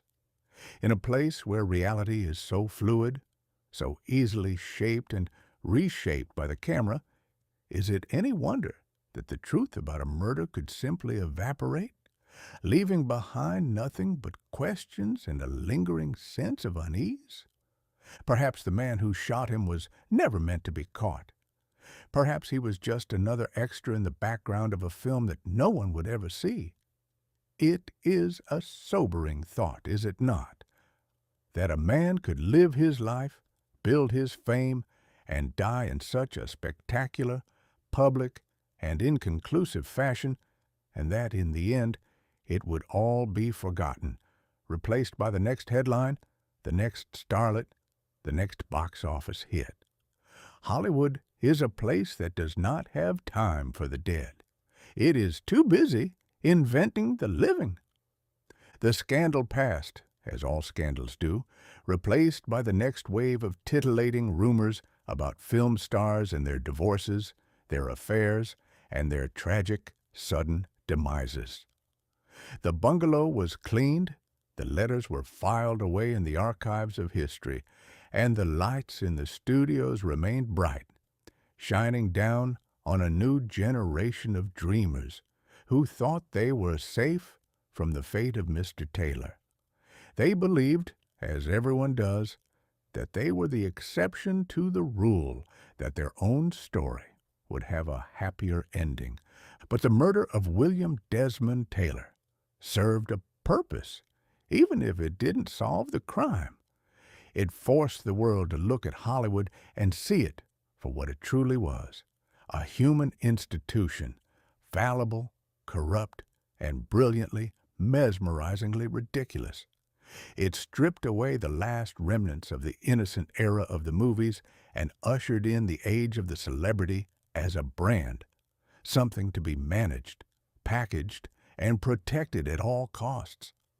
As I sit here looking back at that strange, grim year, I cannot help but smile at the absurdity of it all. We are such simple creatures, are we not? We are so easily distracted, so eager to be shocked, and so perfectly willing to ignore the truth if a good rumor is on offer. We are the architects of our own disillusionment. We build the pedestal, we put the idol on it, and then we spend the rest of our time waiting for the earthquake that will bring the whole thing crashing down. And when it does, we are the first to complain about the mess, as if we hadn't been the ones to pile up the stones in the first place. William Desmond Taylor, the man who directed the dreams of millions, became the man who woke them up. It is a role he likely never asked for, but one he played to perfection. He turned his death into a mystery that would outlive his films, a performance that would be studied, debated, and embellished for decades to come. He may have lost his life, but he secured his place in the pantheon of Hollywood legends, which, in a town like that, is surely the greatest ambition a man could have. And so the show went on, the cameras kept rolling, and the world kept watching, satisfied that even if it wasn't getting the truth, it was at least getting a hell of a good story. Chapter 10. Nanook of the North, the first documented illusion. There is, I suspect, a peculiar gnawing hunger in the heart of the civilized man, a hunger that can only be sated by the sight of the primitive. We spend our lives in comfortable carpeted houses, insulated from the elements by solid walls and central heating, eating food that has been scrubbed of its origins, and working jobs that require us to sit in rows and push papers from one side of a desk to the other. And yet, deep down, we harbor a frantic, romanticized notion that somewhere out on the frozen edges of the map, there exist people who live true lives, lives of rugged simplicity, untouched by the grease of the industrial machine. We call it reality. But what we are actually asking for is a fairy tale. In 1922, Mr. Robert Flaherty decided to give the public exactly what they wanted. He produced Nanook of the North, a film that was hailed as the first full-length documentary. It was, the advertisements promised, a raw, unvarnished look at the life of an Inuk man and his family in the frozen, unforgiving wilds of the Canadian Arctic. It was heralded as a triumph of truth, a camera lens held up to the face of nature herself. But, as I have often observed, the camera is a remarkably accomplished liar, and Mr. Flaherty was a director with a penchant for the dramatic. If you are a man who goes into the wilderness with a tripod and a dream, you are immediately confronted with a fundamental problem. Nature, for all her grandeur, is an abysmal editor. She does not know how to pace a scene. She does not know how to build tension. She has no sense of dramatic structure. A man may sit in the snow for 3 weeks waiting for a seal to appear, and if he happens to be filming, the seal will inevitably wait until the cameraman has gone to boil a pot of tea before poking his nose above the ice. This is the great frustration of the documentarian. Reality is messy, boring, and utterly indifferent to the audience's need for a climax. Mr. Flaherty, however, was not a man to be trifled with by the vagaries of the Arctic weather. If the seal would not cooperate, he would find a way to make it cooperate. Or, at the very least, he would find a way to make it look like it had cooperated. He looked at his subject, a man whose real name was Alakarialak, and decided that Alakarialak was a bit of a mouthful for the theater-going public. It lacked the crisp, exotic, and somewhat cartoonish quality he was looking for. So he renamed him Nanook. It was a name that sounded like a bear or a gust of wind, and it fit the brand perfectly. Now, consider the igloo.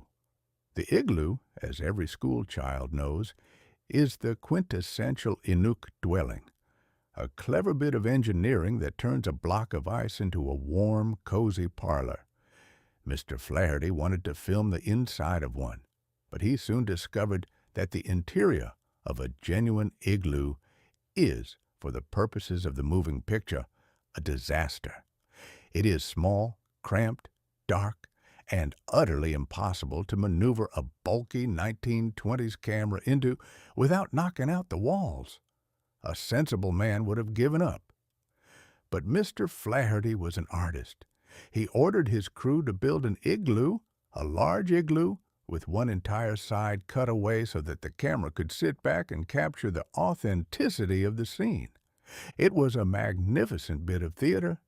Here were the noble savages, as the papers like to call them, living in a stage set built by a white man from the American Midwest, performing their daily rituals for the sake of a glass lens. They were actors in their own lives, reenacting the habits of their ancestors, not because it was the most efficient way to survive, but because the director felt it made for a more traditional look. And the hunting. Ah, the hunting. The Inuit of 1922 were not the Inuit of the Stone Age. They had, by that time, been introduced to the rifle. They knew the value of a repeating firearm. They knew that a gun is a great deal more effective than a harpoon when one is trying to put dinner on the table. But a man with a rifle is a modern man, and a modern man does not fit into the fairy tale. A man with a rifle is just a fellow who has gone to the store to buy supplies. It lacks the romance of the primitive. So Mr. Flaherty, in his wisdom, commanded his stars to put away their modern tools and take up the weapons of the past. He instructed them to use the old, outdated harpoons. He wanted the audience to see the struggle of man against nature, not the efficiency of modern technology. The audience, of course, was delighted. They sat in their plush seats, safe from the cold, and watched Nanook wrestle with the walrus, and they sighed at the raw, visceral reality of it all. They didn't know that the walrus hunt was as staged as a pantomime. They didn't know that Nanook was looking into the camera lens with a mixture of amusement and confusion, wondering why this strange bearded man was asking him to do things he hadn't done since he was a boy.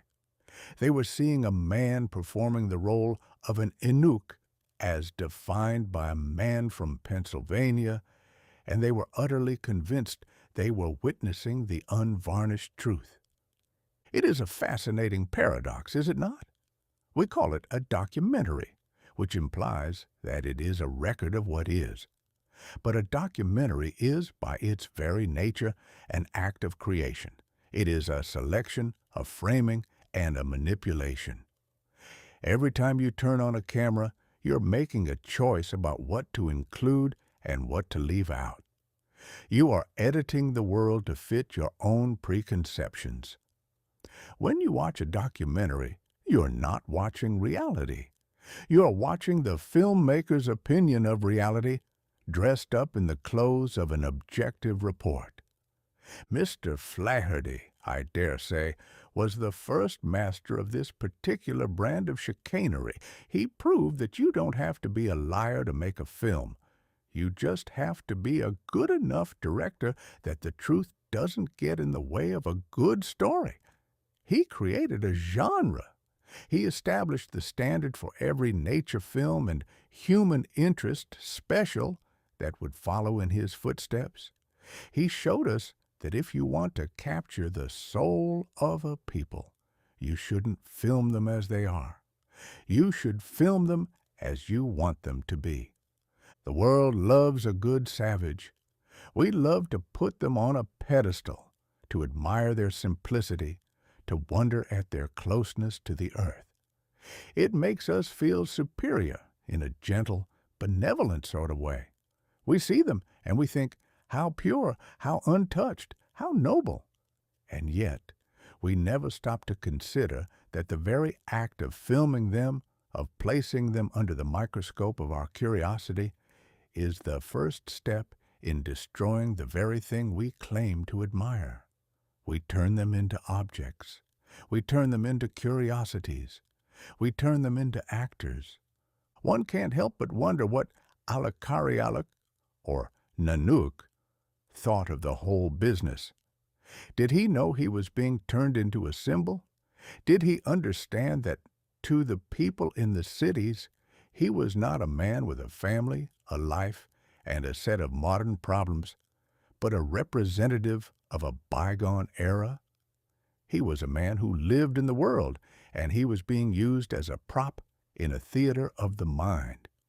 It is a strange fate to be made famous by a lie that everyone insists is the truth. And what of us, the viewers? Are we so gullible, or are we simply complicit? We know, or we should know, that the camera lies. We know that the movies are an illusion, a collection of tricks and edits designed to manipulate our emotions. And yet, when it comes to the documentary, we suspend our disbelief. We want to believe that what we are seeing is real. We want the world to be a simpler place than it actually is. We want the romance of the Arctic to be true, and so we forgive the director his staging, his fake igloos, and his discarded rifles. We forgive him because he gave us a better story than the truth would have provided. The legacy of Nanook of the North is not that it captured the life of the Inuit. Its legacy is that it captured the vanity of the audience. It showed us that we are a people who prefer our reality to be curated. We want our history, our nature, and our fellow humans to be presented to us like a specimen in a jar, properly labeled, beautifully lit, and completely stripped of the messiness of actual existence. As I look back on 1922, I am struck by how little has changed. We are still making our documentaries. We are still building our igloos of narrative to hide the complex modern machinery that lies just out of frame. We are still renaming our stars, stripping away the modern tools, and encouraging our subjects to act more authentic for the benefit of the camera. We are still chasing the noble savage, and we are still finding him exactly where we staged him. Mr. Flaherty went on to a long and celebrated career, and his name is still spoken with reverence in the halls of film schools. And why shouldn't it be? He was a pioneer. He showed the world that you can take the raw material of human life, chop it up, rearrange it, and sell it back to the public as the truth, and nobody will be the wiser. It is a magnificent, audacious, and entirely dishonest achievement. So let us raise a glass, or perhaps a thermos of tea, to Nanook, the man who never was. Let us celebrate the igloo that couldn't melt and the walrus hunt that wasn't a struggle. Let us honor the first great illusion of the age of the moving picture. For if there is one thing we have learned in the 20 years of this new century, it is that the world is a stage, and we are all, to one degree or another, just actors waiting for our cue to perform the role that has been written for us by someone who thinks they know our story better than we do. It is a whimsical, cynical, and deeply human performance. And I dare say it is the only one we are ever going to get. Chapter 11. Abraham Lincoln's Giant Marble Chair. It is a peculiar human hobby, this business of taking a man who spent his life wrestling with the grit, the mud, and the exceedingly messy realities of existence, and then once he is safely dead and cannot complain about the accommodations, deciding to turn him into a piece of furniture. We are, as a species, remarkably fond of marble. We believe that if we can just carve a man out of stone, make him big enough, sit him in a chair grand enough, and place him in a temple solemn enough, we might somehow freeze the lessons he taught us, so we don't have to bother with the inconvenience of actually practicing them. In the year 1922, the city of Washington, D.C. decided to perform this very transformation upon Abraham Lincoln. They built him a memorial, and not just any memorial, a Greek temple plunked down in a swamp, featuring a statue of Mr. Lincoln sitting in a chair so gargantuan that it would make a giant's posterior feel perfectly at home. Mr. Lincoln, as I recall, was a man who preferred to sit on a split-rail fence or a rickety kitchen chair, swapping yarns and trying to keep the Union from unraveling like a cheap sweater. He was a man of long, knobby limbs and a face that looked like it had been carved out of the very prairie he walked upon. To see him now, rendered in blinding polished white stone, sitting in a chair that would dwarf a small farmhouse, is a sight that would likely have caused him to chuckle, adjust his stovepipe hat, and ask if the architect hadn't perhaps gone a bit overboard with the budget. The ceremony of dedication was a grand affair held on Memorial Day. The sun beat down with that particular swampy enthusiasm that only Washington in the spring can muster. There were dignitaries in top hats, brass bands sweating through their wool uniforms, and speeches that went on with such relentless, determined monotony that they could have put a statue to sleep had it not already been made of granite. Presiding over this grand occasion was none other than William Howard Taft. Now, Mr. Taft was a man of substantial presence. He was a man who took up a fair amount of the horizon, and when he spoke, he did so with the gravity of a man who had not only been President of the United States, but had also been Chief Justice of the Supreme Court, which is the sort of thing that gives a man a very deep, resonant appreciation for the sound of his own voice. He looked out over the crowd, adjusted his spectacles, and prepared to tell us all exactly what Mr. Lincoln meant to the nation. It was a magnificent spectacle, truly. The pillars were tall, the marble was pristine, and the acoustics were such that a man could whisper a secret at one end of the hall and have it echoed back to him as a political manifesto. It was, in every way, a triumph of the monumental arts. But as I sat there, wiping the perspiration from my brow and watching the dignitaries' posture for the photographers, I couldn't help but notice a rather stark, unpleasant irony hanging in the air, much thicker and more suffocating than the D.C. humidity. The audience, you see, was segregated. We were there to celebrate the man who signed the Emancipation Proclamation. We were there to honor the man who broke the chains of 4 million human beings and gave his life to keep a nation from tearing itself apart over the right to own one's neighbor.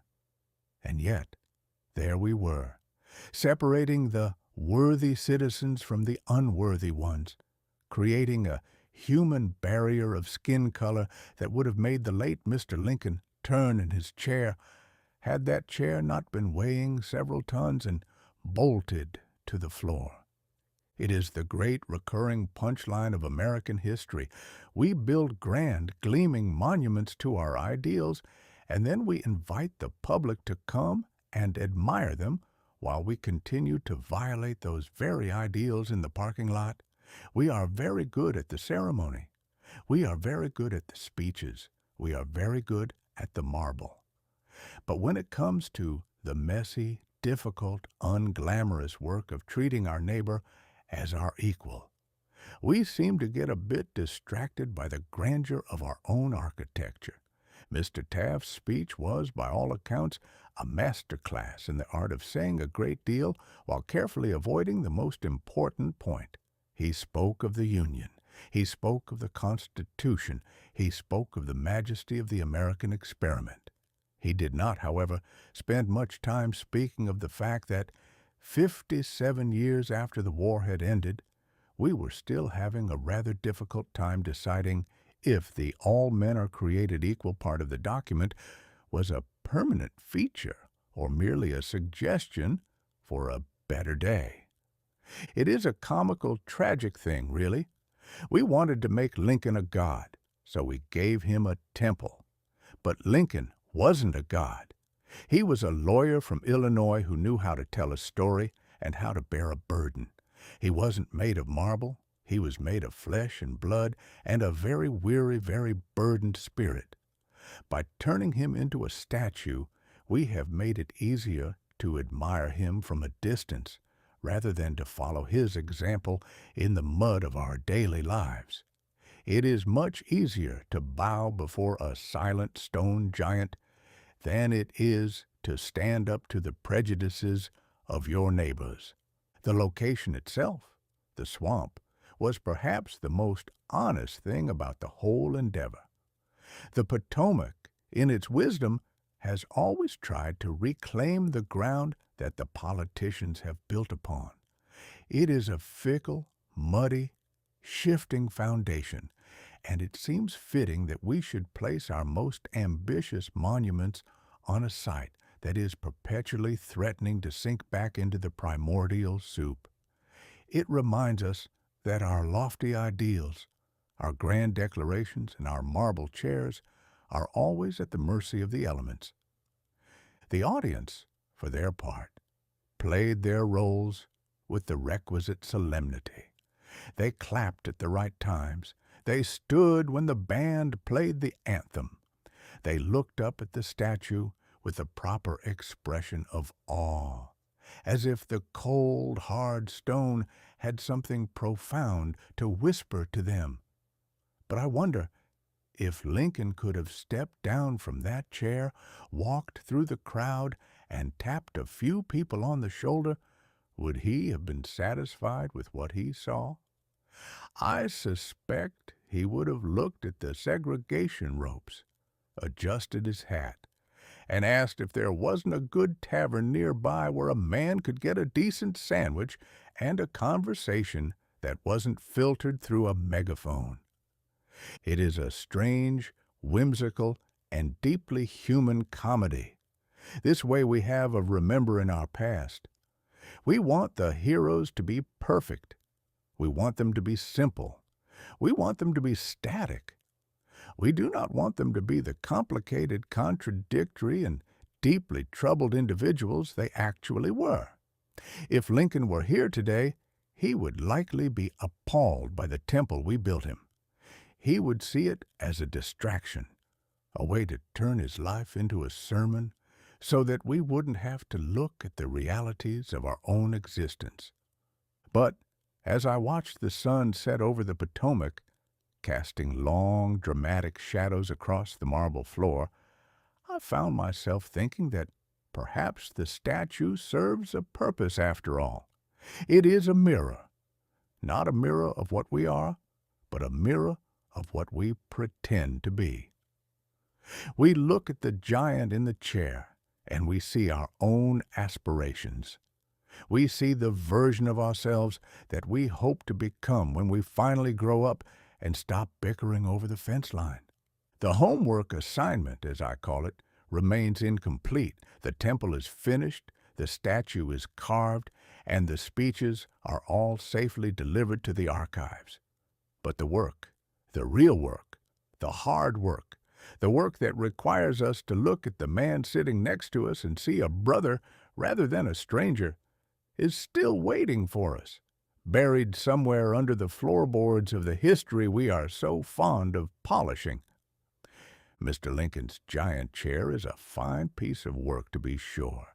It is a testament to the skill of the stone cutter and the vision of the architect. But it is, in the end, just a chair. It is waiting for the man to return and sit in it. And until we can build a society that is as strong, as honest, and as fair as the man we claim to honor, the chair will remain, quite sadly, empty. It is a monument to a promise, and like all promises, it is only as good as the character of the people who made it. And in 1922, as the world moved on with its jazz, its scandals, and its breathless rush into the future, that promise was still drifting like the fog over the Potomac, waiting for someone to have the courage to reach out and pull it to shore. Chapter 12. The Teapot Dome Leak.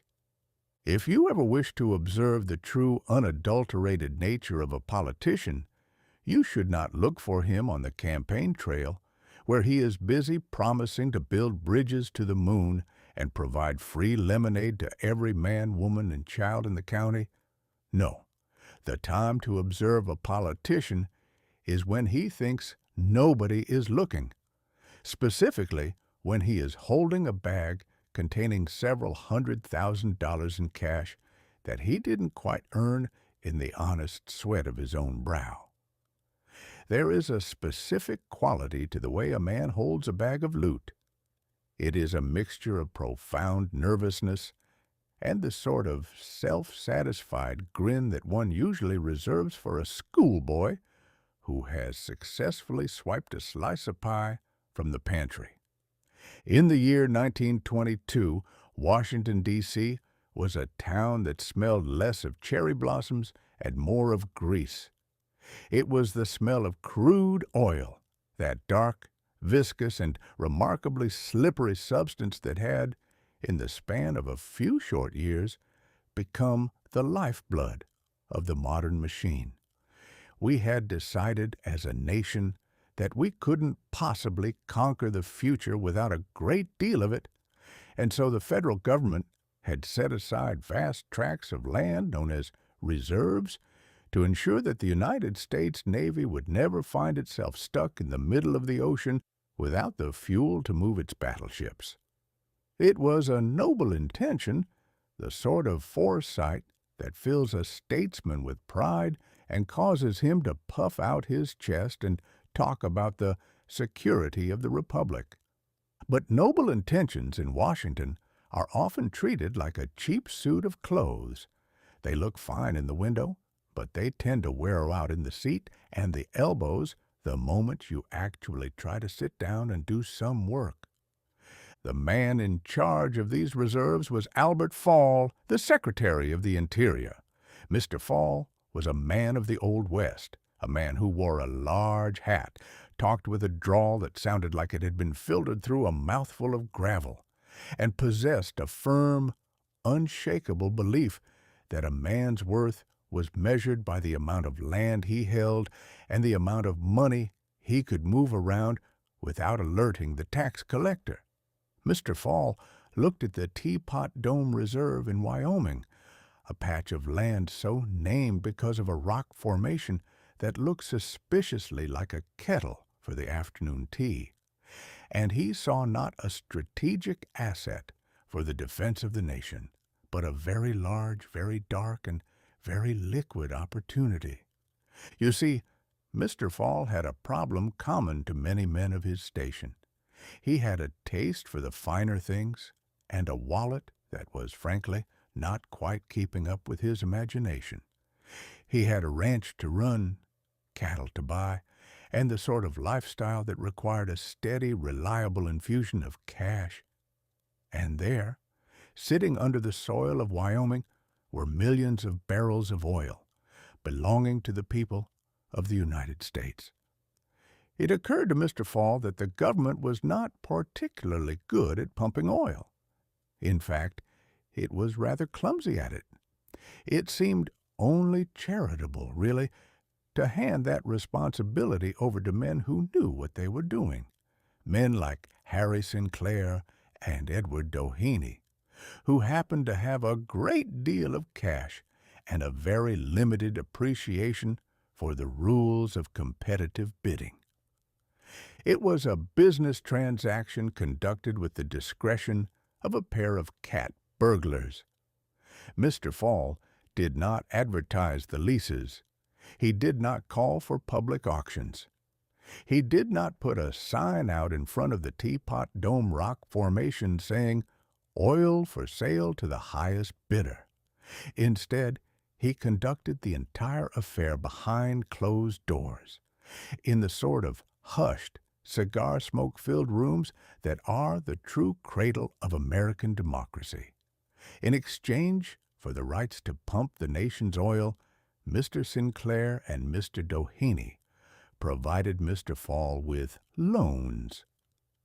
Now, a loan, in the traditional sense, is a sum of money that you agree to pay back with interest, usually because the bank has vetted your credit and believes you are a reliable fellow. But in the Fall lexicon, a loan was something altogether different. It was a sum of money delivered in a little black bag, handed over without the bother of a promissory note or a schedule of repayment. It was the sort of loan that a man takes when he knows that the person giving it to him is really just buying a piece of his soul. Mr. Fall also received a lovely herd of cattle for his ranch, which is, I suppose, a more pastoral and romantic form of a bribe. It is hard to feel the grubby weight of corruption when you are looking at a field of grazing cows. The whole affair was a masterpiece of political sleight of hand.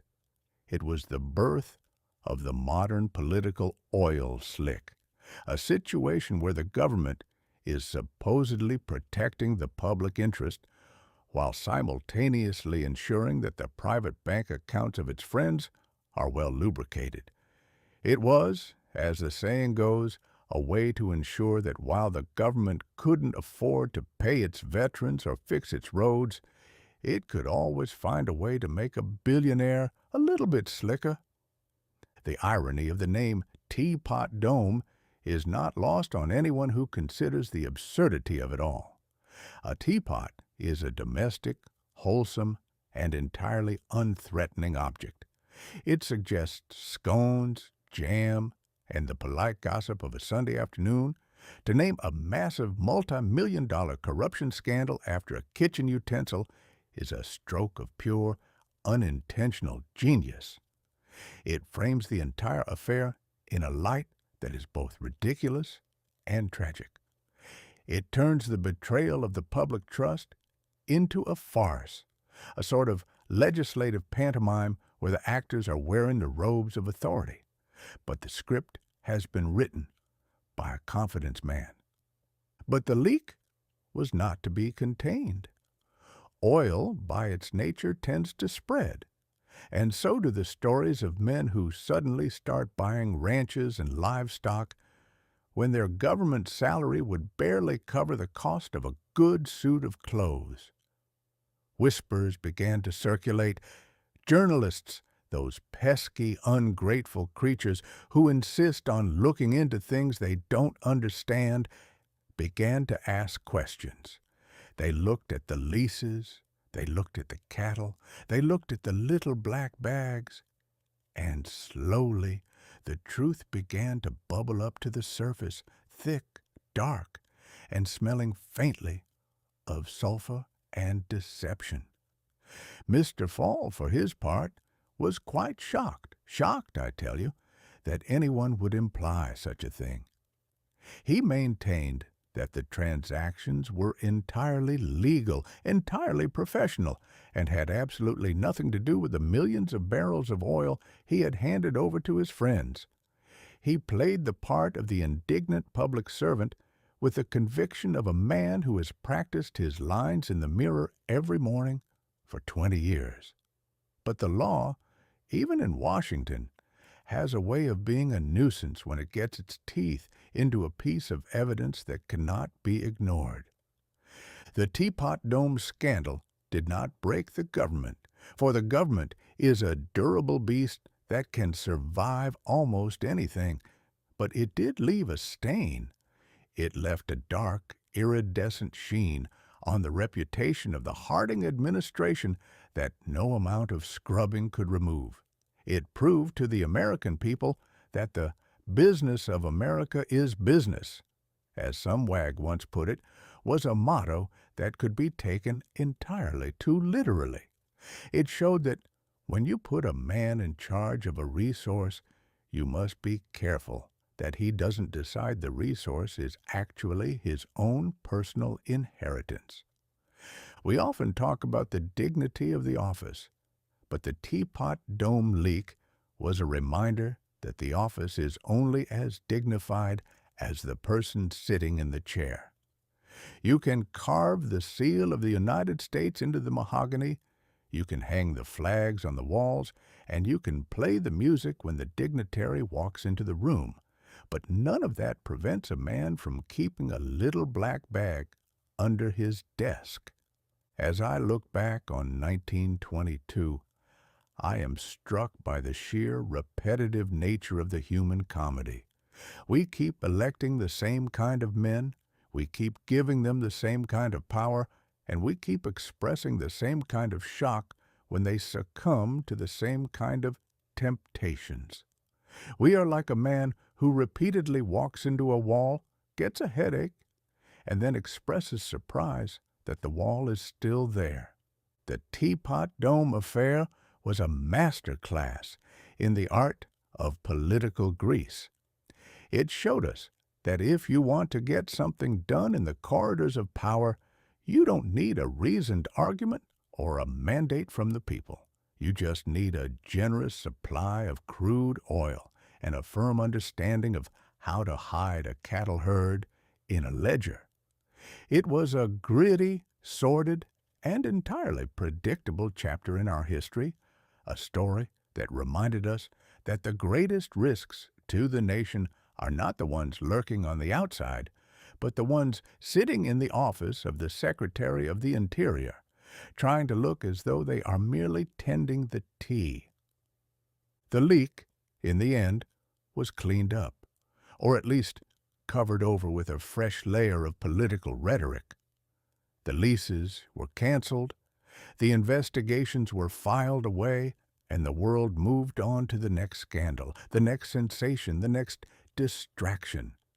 But the Teapot Dome remains, a symbol of the age, a rock formation that looks like a tea kettle, and reminds us that if you let the water get too hot, you shouldn't be surprised when the steam blows the lid right off the whole messy, wonderful, and entirely incorrigible enterprise of self-government. And really, is there anything more American than that? A massive, expensive, and thoroughly embarrassing mistake that we eventually just shrug our shoulders at and move on from, provided we don't have to look at the bill too closely? I think not. Chapter 13. The Herrin Massacre. It is a curious and persistent delusion of the industrial age that the relationship between a man who owns a coal mine and a man who digs the coal is akin to a partnership, a harmonious marriage of capital and labor, working hand in hand to fuel the great steaming locomotive of civilization. We are told, in the brightly colored pamphlets and the hopeful editorials of the day, that if the worker toils and the owner manages, they shall both prosper, basking in the glow of a mutual sturdy affection. But I have observed that when the price of coal drops, or when the cost of living climbs like a cat up a curtain, that marriage tends to look less like a domestic bliss and more like a multi-round heavyweight fight, where the gloves have been removed and the referee has sensibly decided to retire to the countryside. In the year 1922, the state of Illinois, a place that prides itself on being the very heart of the nation's industry, found itself the stage for a grim, bloody, and thoroughly unnecessary reminder that behind the jazz, the short skirts, and the shimmering promise of a new era, the basic relationship between an American worker and an employer remains, at its core, a business of attrition. The scene of our current tragedy is Herrin, a town that might have been plucked from any corner of the Midwestern landscape, filled with men whose backs were bent by the weight of the dark, dusty earth. A national coal strike was underway, a grand countrywide pause in the business of extraction, and the mood across the Union halls was one of grim, resolute solidarity. But in Herrin, a mine operator named W.J. McWilliam decided that he was not a man to be hindered by the inconvenience of a strike. He decided that if the local men would not work, he would simply import a different brand of human being. He hired strikebreakers. Now, in the lexicon of the Union man, there is no word more radioactive than scab. It is a word that carries the weight of 1,000 grievances, 1,000 empty dinner plates, and 1,000 broken promises. It is the label one attaches to the man who walks across the picket line and, by doing so, pulls the rug out from under his neighbors. Mr. McWilliam, one suspects, did not view his new employees through this lens. He saw them as a logical, efficient solution to a supply chain problem. He was a man of the market, and the market, we are told, does not have a conscience. It only has a balance sheet. But the people of Herrin were not living on a balance sheet. They were living in houses with thin walls, raising families on narrow margins, and they were possessed of that singular, dangerous conviction that their work had a value that could not be computed by a man sitting in a plush office in a distant city. When the strikebreakers arrived, armed, guarded, and entirely ignorant of the local temperature, the air in Herrin did not just grow tense. It curdled. The ensuing violence was not a massacre in the military sense, where two armies meet on a field and exchange cannon fire in a polite, professional fashion. It was a massacre of the intimate, neighborly sort. It was the unleashing of a long, simmering rage that had been boiling beneath the surface of the town like a subterranean fire. It was the sound of a community that had decided, in a fit of collective, terrible clarity, that the law of the state was less important than the law of the community, and that the man who broke their strike was not a guest, but an intruder who had forfeited his right to walk the streets in peace. The events that followed are not the sort of things one likes to recount over a comfortable dinner. There were shots fired, there was a surrender, and there was a march of the defeated, led toward the woods. It was a scene of such grotesque, small-town malice that it makes one wonder if civilization is not just a thin, fragile layer of varnish that we apply to our natural predatory instincts. When the varnish cracked, there was no longer a mine operator, no longer a labor dispute, and no longer a town of law-abiding citizens. There were only men driven by the most primitive impulses, doing things to one another that would make a hyena blush with shame.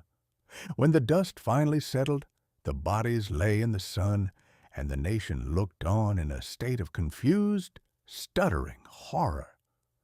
The newspapers, those grand arbiters of public morality, scrambled to decide who was the villain. Was it the greedy mine operator who had provoked the town with his imported labor?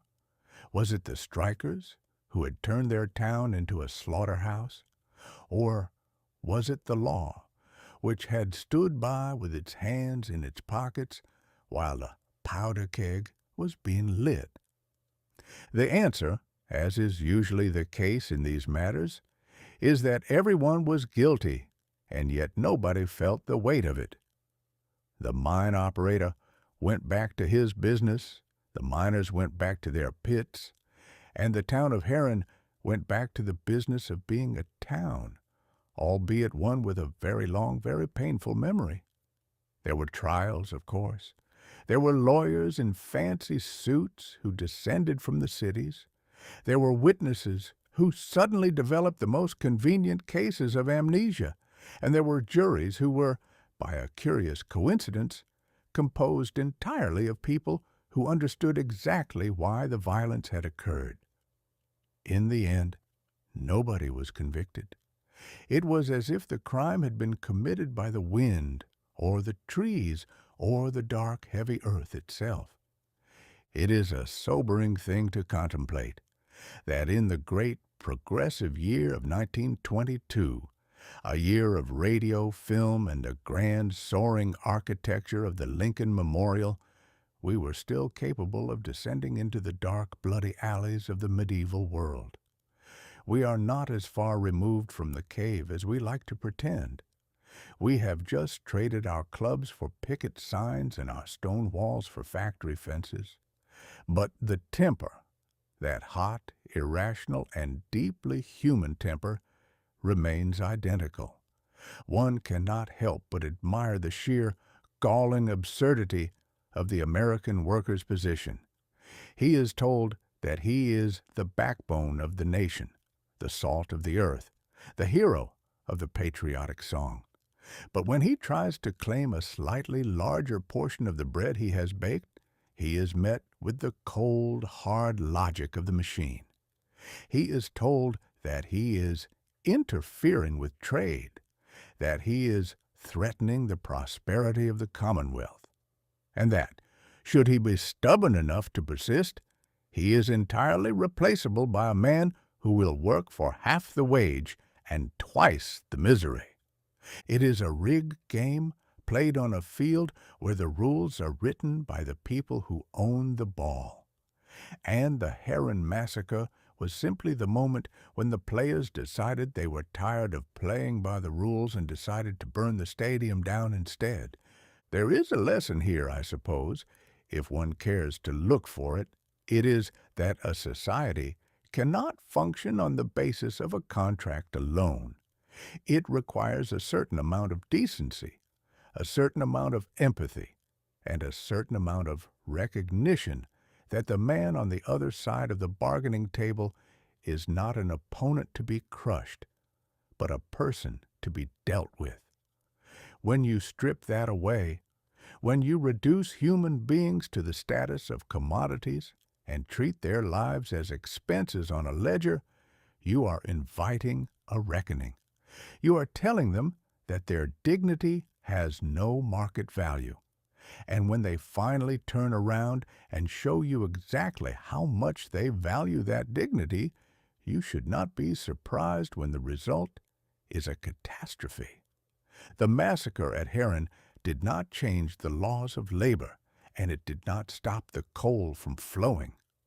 It was a momentary bloody ripple in the great dark stream of the industrial century, but it stands as a reminder that the American dream is a complex, fragile thing, and that for every man who is dreaming it, there is another man who is wide awake, wondering when he will finally be able to feed his children without having to fight a war in his own backyard.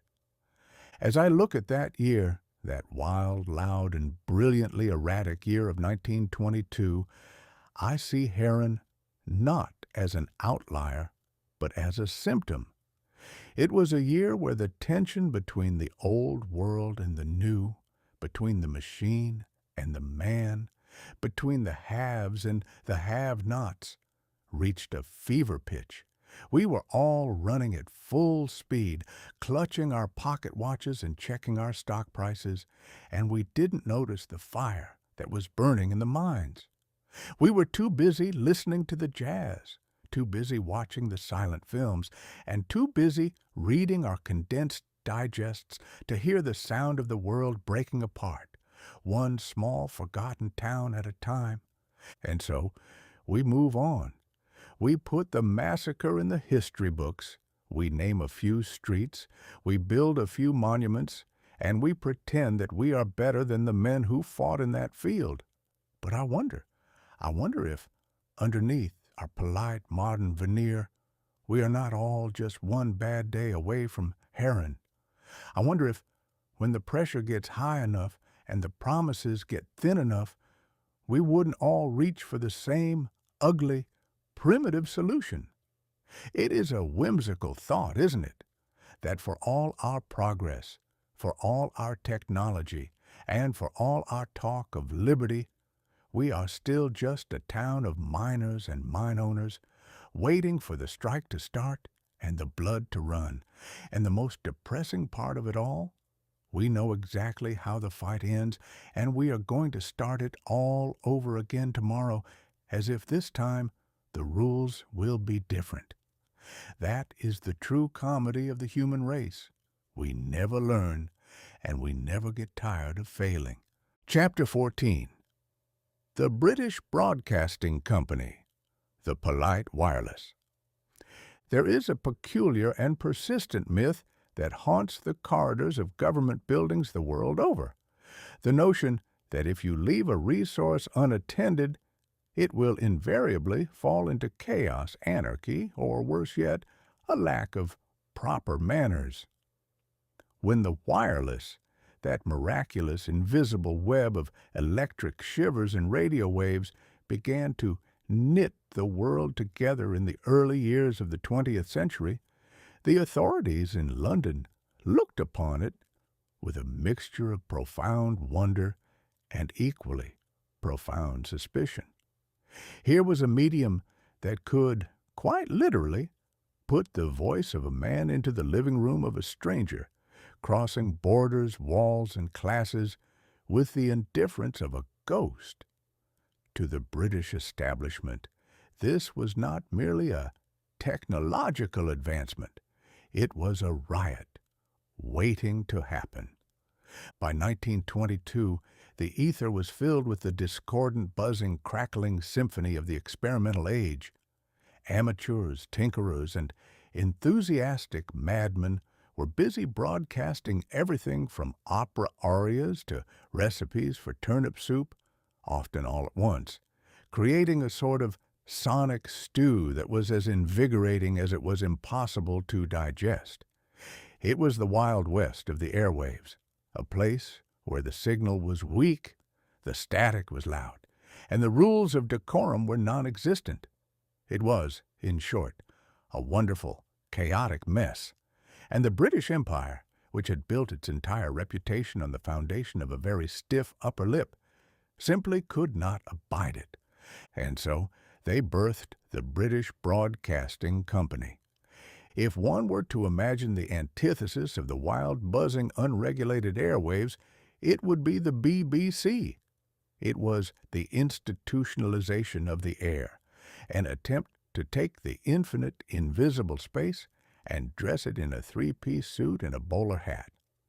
They decided that if the public were to listen to the wireless, they should do so under the supervision of a gentleman, or at the very least, a man who sounded remarkably like one. The BBC was not merely a radio station, it was a mission of civilizing the ether. It was the creation of the polite wireless. For the first time, the British public could tune their dials and hear the news read by a man who sounded as though he were wearing a tuxedo in a closet, sipping a dry sherry, and checking his pocket watch to ensure that the apocalypse, or the cricket scores, whichever came first, was delivered with the proper cadence of a public school education. It is a truly marvelous piece of human invention, is it not? To take a technology that could transmit the raw, immediate, and potentially revolutionary voice of the people, and to use it instead to curate a perfectly mannered, entirely predictable, and impeccably enunciated version of reality. They took the wireless and gave it a leash, They taught it how to say good evening, how to pronounce schedule with the correct number of syllables, and how to avoid the dangerous jagged edges of slang. They turned the invisible air into an extension of the parlor, ensuring that even the most invisible, far-flung corner of the empire didn't have to worry about hearing a voice that sounded like it hadn't spent at least 3 years at Oxford. One can almost see the recruitment process. Do you have a voice that sounds like mahogany wood being polished by a velvet cloth? Can you read the weather report without revealing that you occasionally enjoy a bit of gossip? Do you know the difference between shall and will? And do you find the use of a split infinitive to be a moral failing punishable by exile? If you answered yes, you were hired. You became the voice of the nation, the unseen tutor of the masses, the man who stood between the chaos of the world and the tranquility of the tea service. It was the institutionalization of the airwaves, a grand experiment in the homogenizing of the English language. They sought to create a standard, a received pronunciation, that would transcend the provincial grip of the accents, ensuring that a man in a coal mine in Wales would hear the exact same clipped, rhythmic, and utterly distant tone as a lady in a drawing room in Surrey. It was an attempt to make the entire nation speak with one voice, a voice that was calm, authoritative, and perpetually, maddeningly composed. But what of the wireless itself? What of the vast, surging energy that hums through the planet, the invisible lightning that carries our secrets and our songs? The BBC treated it with a sort of polite, distant disdain, as one might treat a very energetic, very disheveled relative who had shown up at a funeral in muddy boots. They didn't want the wireless to be exciting. They didn't want it to be urgent. They wanted it to be a background hum, a comforting, familiar, and entirely harmless companion to one's evening meal. They wanted to make sure that even the invisible air wouldn't dare use slang.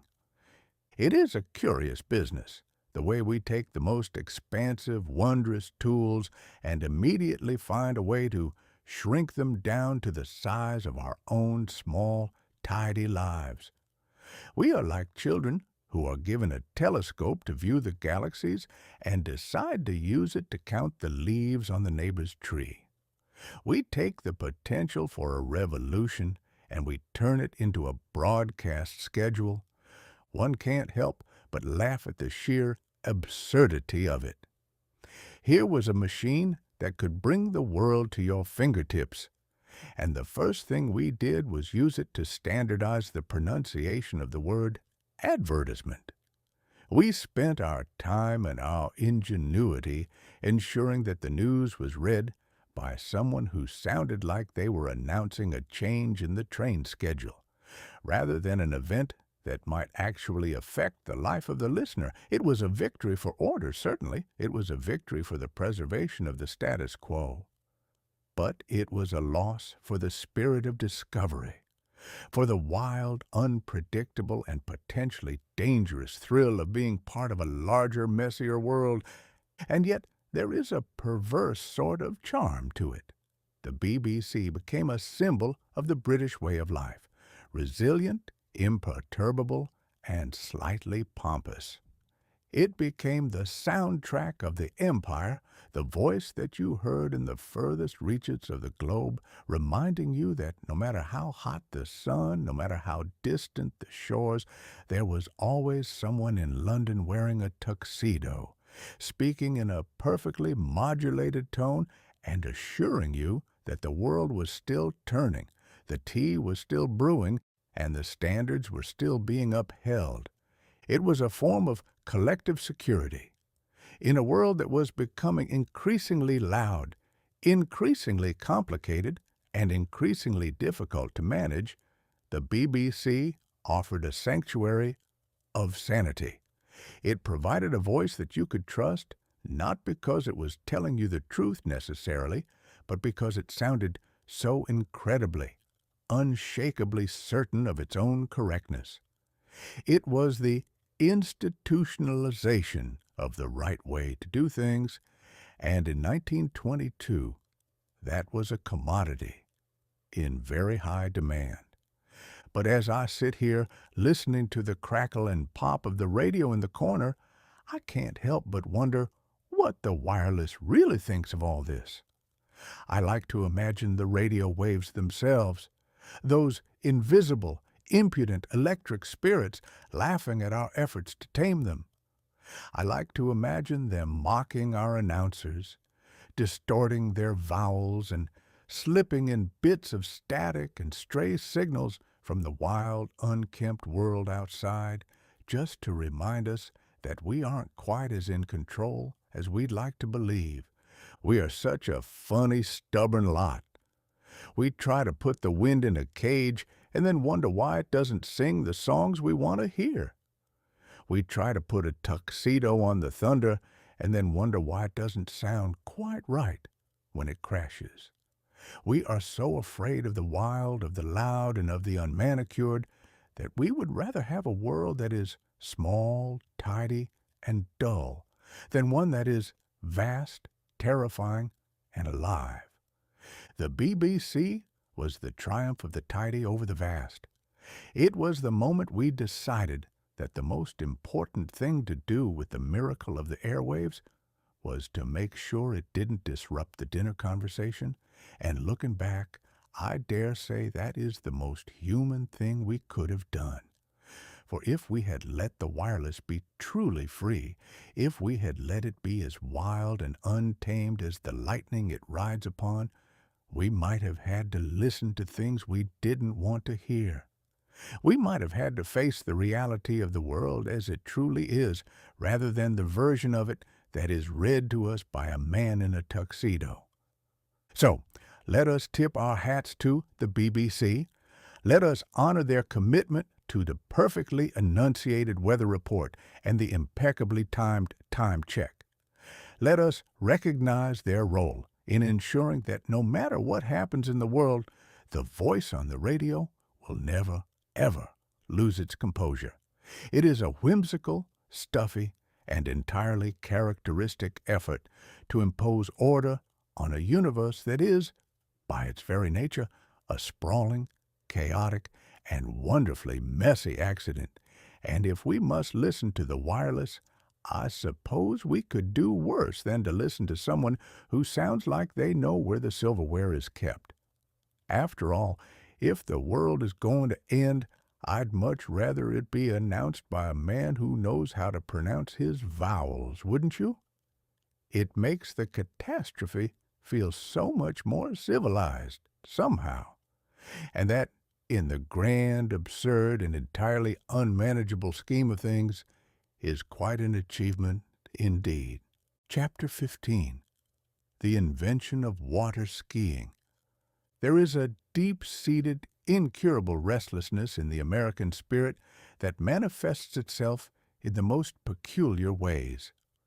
We are a nation of people who, having conquered the land, the air, and the iron rail, look upon the vast, flat surface of a lake and think not of the quiet pleasure of a rowboat, but of the distinct possibility of being dragged across it at a rate of knots that would make a sane man pause.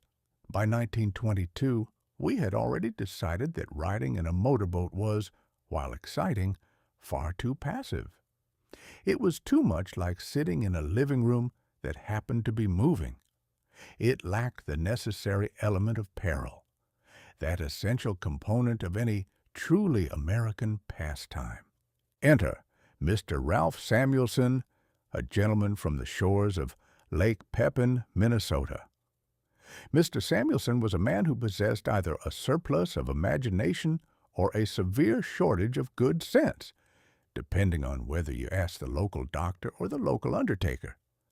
He looked at the snow skis of winter, those graceful wooden slivers designed to navigate the gentle slopes of a snow-covered hill, And he had a vision. He did not see winter. He saw summer. He did not see snow. He saw water. And he concluded with the unshakable confidence that only a man who has never been hit in the face by a wave at 20 miles per hour can possess, that he ought to be able to strap those wooden boards to his feet and have a motorboat pull him across the surface of the lake. It is a marvel, the audacity of the human animal. We see a bird and want to fly.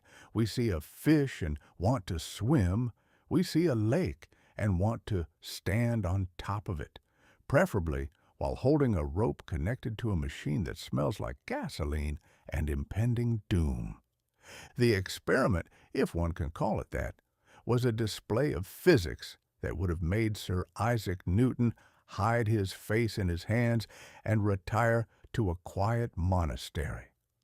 Mr. Samuelson took 2 wide, sturdy wooden planks, sturdy enough to build a small shed, mind you, and fashioned them into skis.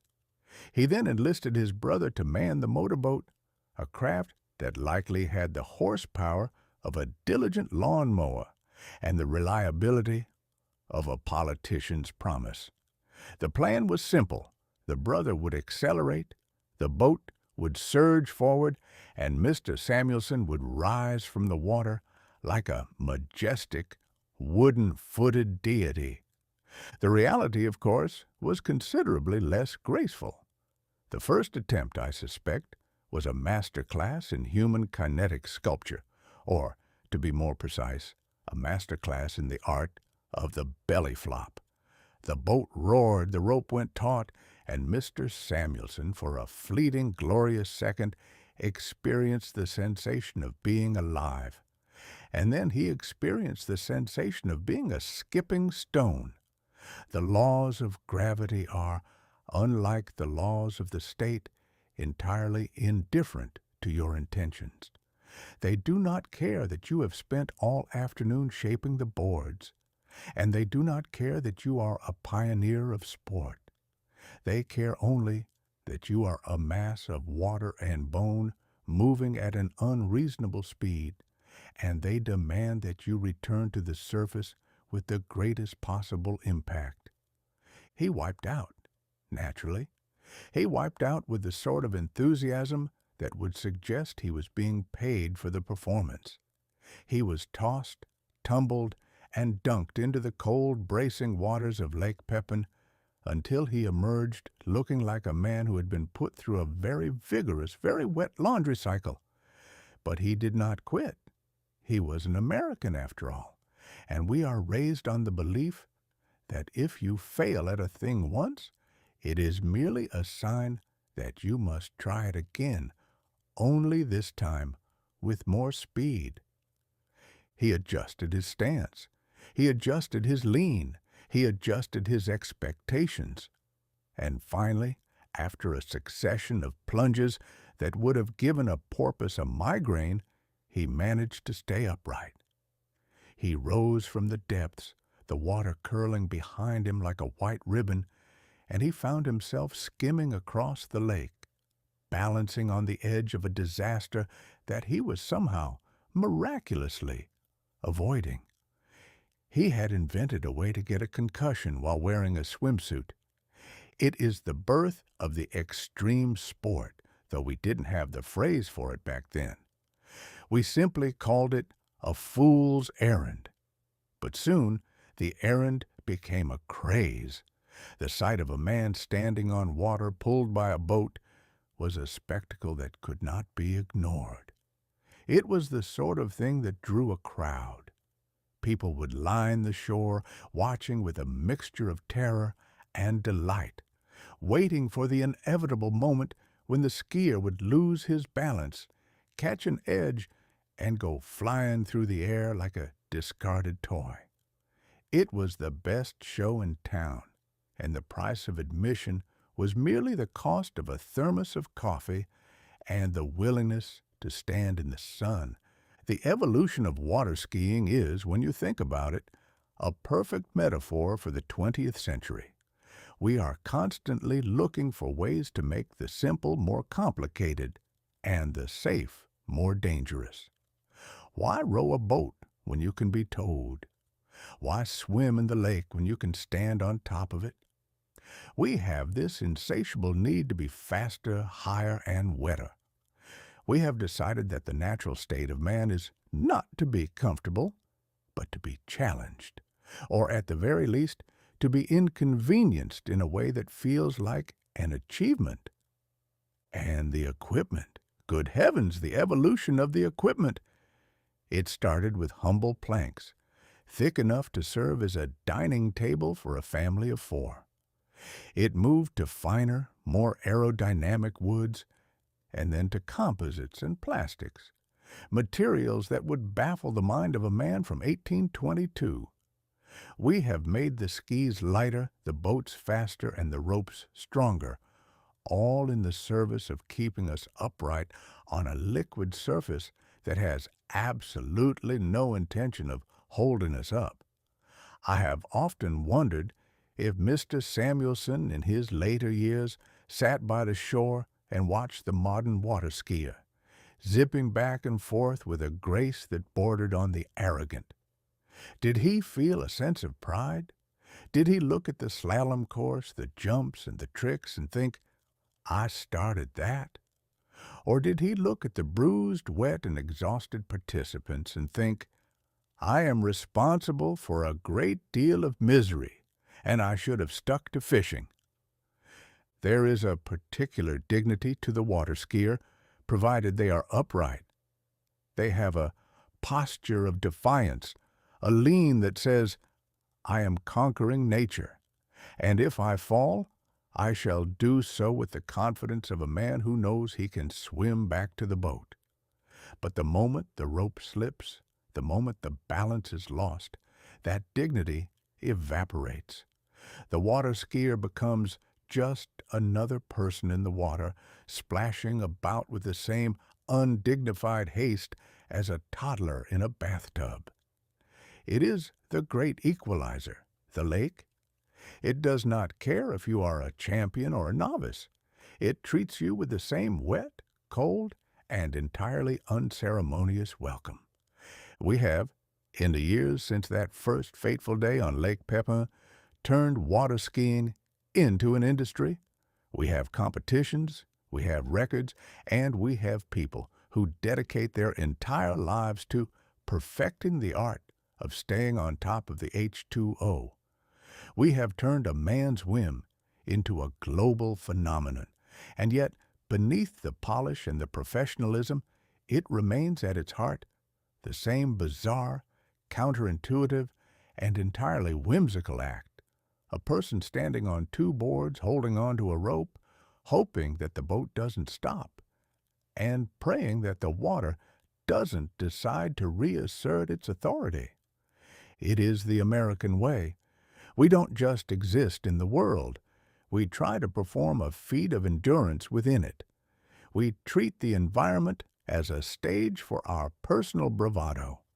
We are a people who, upon seeing a problem, do not seek a solution, but rather a way to make the problem faster and more exciting. So, let us toast Mr. Ralph Samuelson.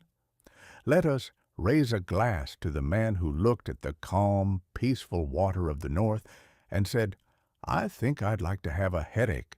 Thank you very much. He opened the door to a world where we can be towed, tossed, and thoroughly soaked, all for the sake of the thrill. He proved that you can indeed walk on water, provided you have enough horsepower and a very high tolerance for swallowing the lake. It is a whimsical, soggy, and entirely ridiculous contribution to the history of human leisure, and I dare say it is one of the few inventions that truly captures the spirit of our age. We don't know where we are going, and we don't know if we can stay upright. But by George, we are going to get there fast, and we are going to make a splash while we do it. And really, isn't that what the American life is all about? A long, wet, an occasionally bruising ride behind a motorboat that is just a little bit too fast for our own good? I think it is. Chapter 16.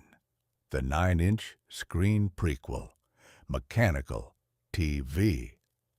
It is a curious thing about the progress of the human race that we are perpetually, frantically engaged in the business of inventing machines that save us time, only to fill that saved time with the most monumental, high-grade drivel imaginable. We start with the plow, which saves us from having to dig the earth with our fingernails, and we end up with the television, which saves us from having to endure the company of our own families at the dinner table. In the year 1922, out in the scrubby, wind-swept hills of Utah, there lived a boy who was about to light the fuse on the greatest time-waster in the history of the species. His name was Philo Farnsworth, and he was 16 years old, which means he possessed the sort of restless, buzzing intellect that would have been better spent on chores or learning the proper way to groom a mule. Instead, Philo spent his time looking at the world and wondering if it couldn't be improved by the addition of a vacuum tube and a stream of electrons. Most 16-year-old boys in Utah were thinking about how to get a girl to notice them at the Sunday social, or perhaps how to get out of plowing the north field before the sun reached its zenith. Philo, however, was thinking about lines of force, magnetic deflection, and the possibility of chopping up an image into little bits of electricity, shooting them through the air, and stitching them back together on the other side. He was looking at a potato field and seeing not rows of spuds, but a grid of light. It is a dangerous affliction to look at a potato field and see a screen. He walked into his chemistry classroom, a room that probably smelled of chalk dust, stale air, and the disappointed dreams of 100 schoolboys. And he approached his teacher with a sketch. It was a scribble on a blackboard, a collection of lines that looked to the uninitiated like the frantic doodles of a man trying to explain a fever dream. But to Philo, it was a map to the future. He was showing the world how to put a picture into a box. There is something inherently arrogant about the idea of television. It is the belief that the world is not sufficient as it is, that we must capture it, shrink it down, and stick it behind a sheet of glass so we can observe it without having to get up from our chairs. We wanted to see things from 1,000 miles away, but we didn't want to go there. We wanted to see the events of the world, but we didn't want to be involved in them. We wanted to be spectators of our own existence. The teacher looked at that blackboard, no doubt, and saw a boy with an overactive imagination. He did not see the 9-inch screens that would eventually populate every living room from New York to Nome. He did not see the political campaigns that would be reduced to sound bites, the wars that would be broadcast into our bedrooms, or the game shows that would convince us that the pinnacle of human achievement is winning a toaster oven by shouting the name of a detergent. He saw a schoolboy, a bit of chalk, and a dream that seemed about as practical as a screen door on a submarine.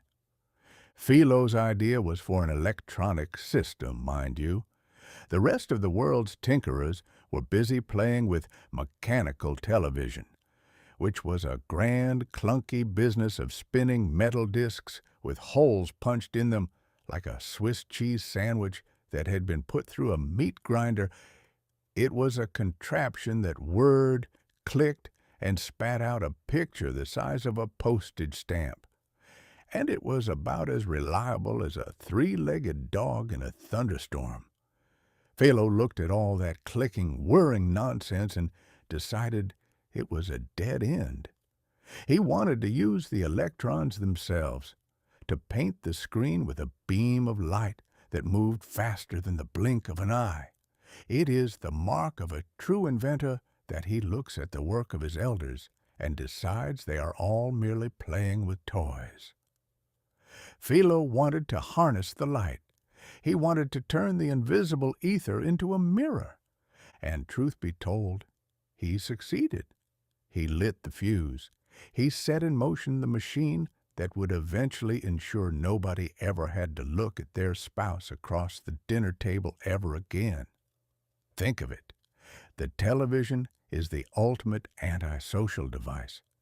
It is the machine that says, "Don't talk to your children, watch this game show instead." It is the machine that says, "Don't listen to your neighbor's gossip. Listen to the nightly news," which is merely gossip with a better vocabulary. It is the great sedative of the modern age, the pacifier that we never outgrow. I often wonder what Philo felt when he stood there at that blackboard. Did he have any inkling of the cultural hurricane he was about to unleash? Did he see the millions of hours that would be spent staring at flickering gray shapes, the millions of arguments that would be cut short because the show was starting, the millions of books that would remain unread, the millions of sunsets that would go unwatched because the screen was providing a much more manageable, much more predictable version of reality? I suspect he didn't. I suspect he was like any other boy of 16, thrilled by the puzzle, delighted by the mechanics, and entirely oblivious to the fact that he was constructing a cage. We are always building our own cages, you see. We build the house to keep out the cold, and then we find we can't leave it. We build the car to get us to the next town, and then we find we can't live without the road. We build the television to bring the world to us, and then we find that the world we've brought into our house is small, flat, and entirely under our control. The mechanical TV people, the ones with their spinning discs and their fragile clicking gizmos, were at least honest about their struggle. They were trying to manufacture an illusion with physical force. They were trying to hold the world together with nuts and bolts. Philo's vision was far more subtle, far more sinister. He wanted to make the illusion seamless. He wanted to make it so perfect, so immediate, that the audience would forget they were looking at a machine at all. He was a farm boy, for heaven's sake. He should have been worried about the price of hay or the health of the dairy cow. Instead, he was worried about the transmission of images through the vacuum of space. It is the absurdity of the American genius. We are a nation of people who would rather spend our time fixing a problem that doesn't exist than dealing with the one that is staring us in the face. The sketch on the blackboard was the first draft of the electronic window. In the coming years, that window would grow. It would gain color. It would become the center of the household, and it would finally, mercifully, replace the fireplace. Once we gathered around the fire to tell stories, to warn each other of dangers, and to remember who we were. Now, we gather around the box to be told what to buy, who to fear, and how to feel about the events that are happening elsewhere. We have traded the hearth for the screen, and I am not entirely sure we have gotten the better end of the bargain, but that is the way of the world. We don't ask for the consequences. We only ask for the novelty. When the boy in Utah sketched those lines of force, he wasn't thinking about the decline of the dinner conversation or the homogenization of the national culture. He was thinking about how to solve a riddle. He was thinking about how to capture the light. He was the perfect example of the golden boy of the era, bright, ambitious, and utterly convinced that the future was a thing to be built, like a tractor or a barn. If he had known that his machine would eventually become the ultimate tool for the dissemination of formula-heavy nonsense, would he have bothered to pick up the chalk? I like to think he might have. I like to think that the urge to create, to push the boundaries of what is possible, is so ingrained in us that we would build the time waster even if we knew the end of the story. It is our nature to build a machine, and it is our nature to let the machine run us. So 1922 gave us the 9-inch screen prequel. It gave us the sketch of the future, drawn by a boy who was too young to know better, on a blackboard that would soon be erased, in a classroom that would soon be forgotten. It was a quiet, unassuming moment, the kind that history usually overlooks, preferring to focus on the wars and the elections and the scandals. But it was the most influential moment of the decade, for it was the moment we decided that we would rather look at a box than at each other. The boy eventually grew up, the technology matured, and the world changed. We got our television, and we got our entertainment, and we got our ease. We got the ability to watch the world from our own living rooms.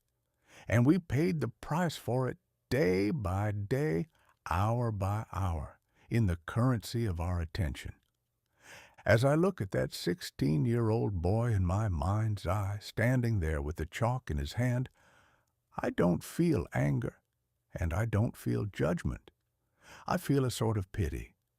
He was a pioneer, certainly. He was a genius, perhaps, but he was also just a boy who wanted to see if he could do it, and he could. He could make the light move, and he could capture the image, and he could send it through the air. He did exactly what he set out to do. The fact that the rest of us decided to turn his invention into a perpetual motion machine for the consumption of manufactured distraction is not his fault.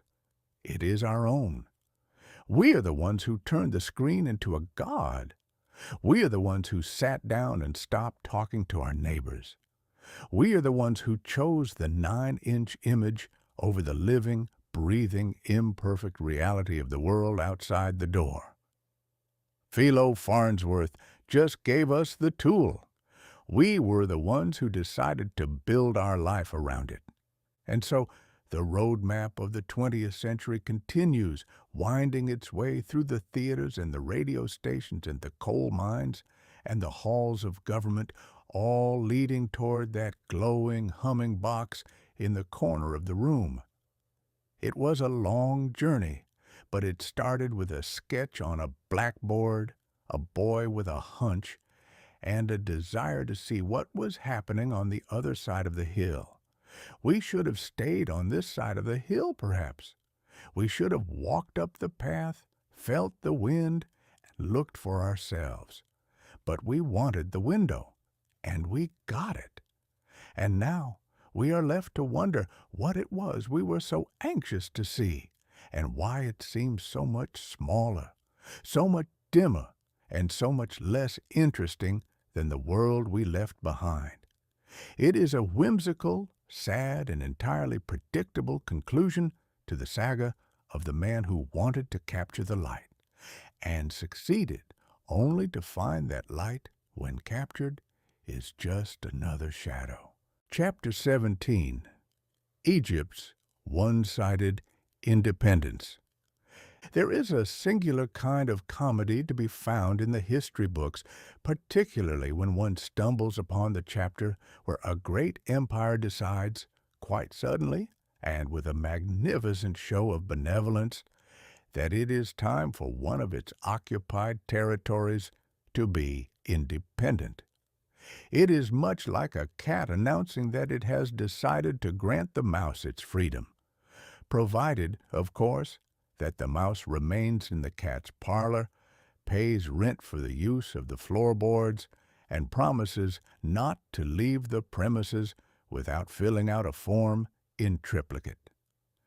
In 1922, the British Empire, with the practiced grace of a seasoned stage magician, pulling a rabbit out of a hat, only to reveal that the rabbit is still tied to the hat by a very sturdy, very visible string, declared that Egypt was now a sovereign kingdom. The world naturally was invited to applaud. We were told that this was a new dawn, a shift in the tectonic plates of global politics, and a glorious step toward self-determination. But if one took the trouble to put on one's spectacles and read the fine print, that tedious, cramped, and often contradictory section of the document that the colonial masters usually hope we shall ignore, one found that the Independence was a work of fiction that would have shamed a penny dreadful novelist. The British government, in a display of what I suppose we must call pragmatic generosity, had included 4 little reservations. They were not so much reservations as they were the 4 walls, the roof, and the floor of the cage. First, the British Empire would keep the right to protect the Suez Canal, which is to say, they would keep the right to barge into the canal whenever the mood struck them, like a man checking his own pocket for spare change. Second, they would handle the defense of the country, ensuring that Egypt remained safe from everyone except, perhaps, the British military itself. Third, they would protect the foreign minorities because nothing says sovereignty quite like having an external power tell you how to govern your own guests. And fourth, they would retain control over the Sudan, which was a nice, tidy bit of geography that they preferred to keep for themselves. Thank you very much. It was, in all its glory, Independence, the landlord's edition. One can almost visualize the scene in London. A group of gentlemen in pinstripe trousers, seated around a mahogany table of significant heft, sipping tea and discussing the evolution of colonial policy. They must have felt remarkably saintly. They were granting freedom. They were being enlightened. They were moving with the times.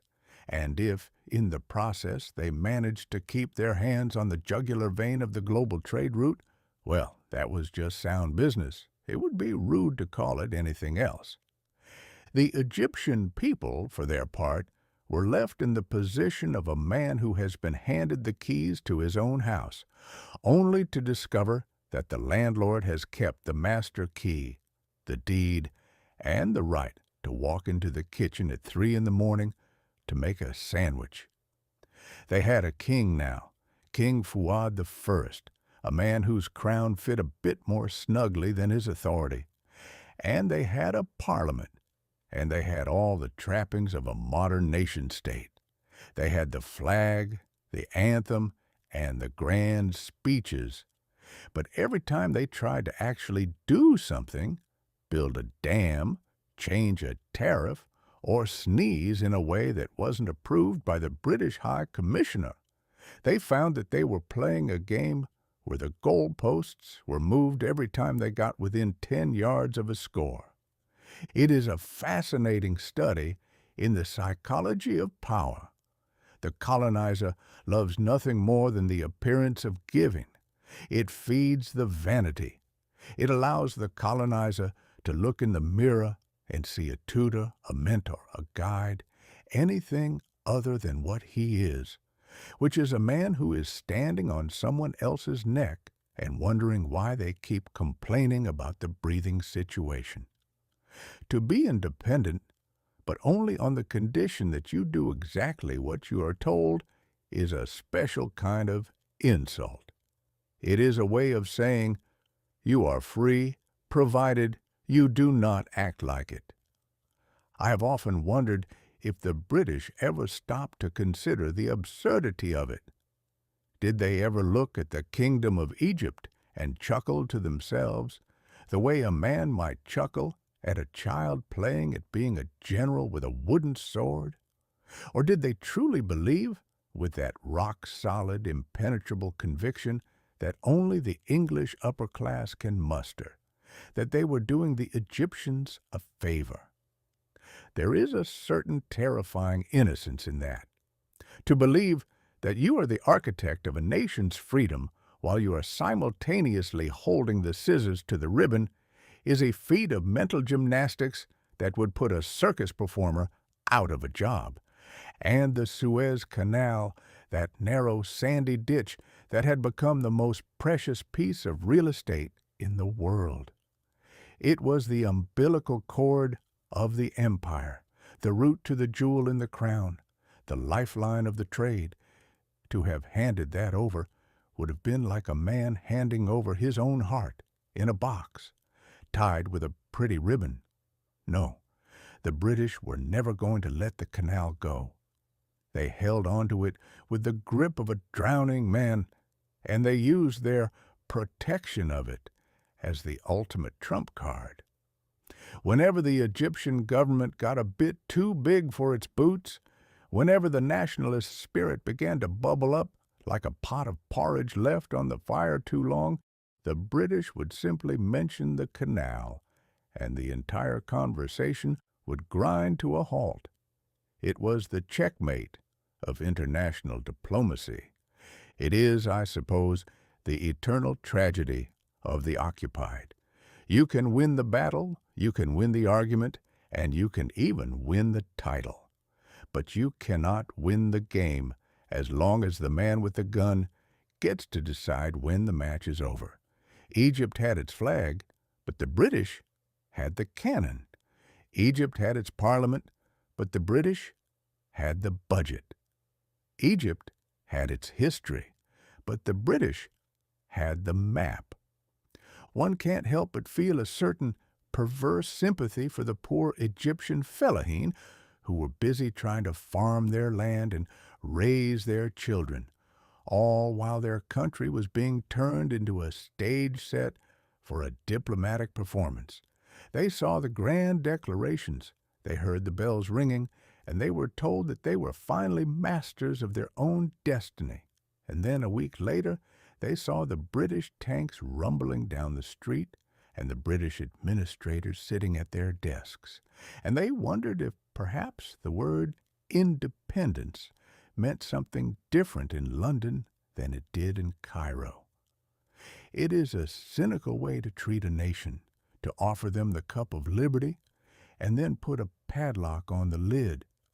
I find myself thinking of the way we handle our own backyard politics, where we tell the people that their vote is the most powerful weapon in the land, provided they vote for the candidate who has been hand-picked by the party bosses who are owned by the interests who have already decided the outcome before the first ballot is cast. It is the same trick, the same sleight of hand.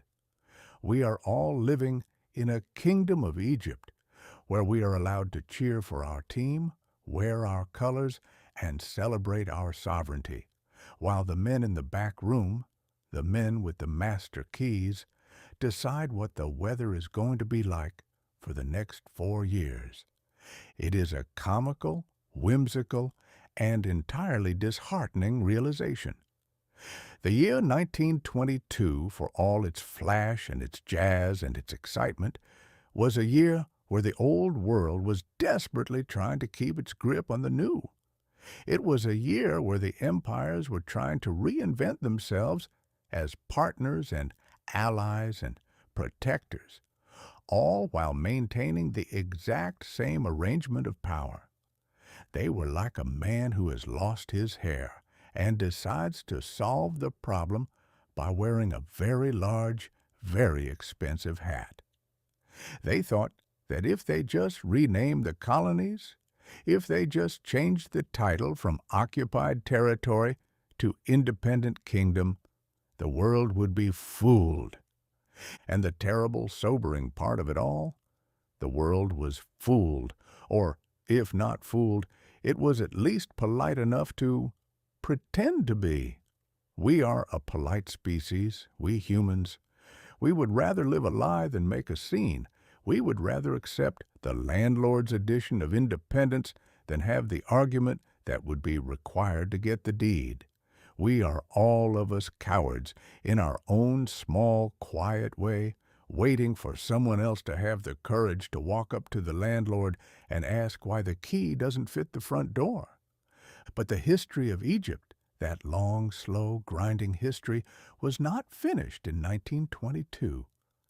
The sand has a way of burying the empires, and the Nile has a way of outlasting the politicians.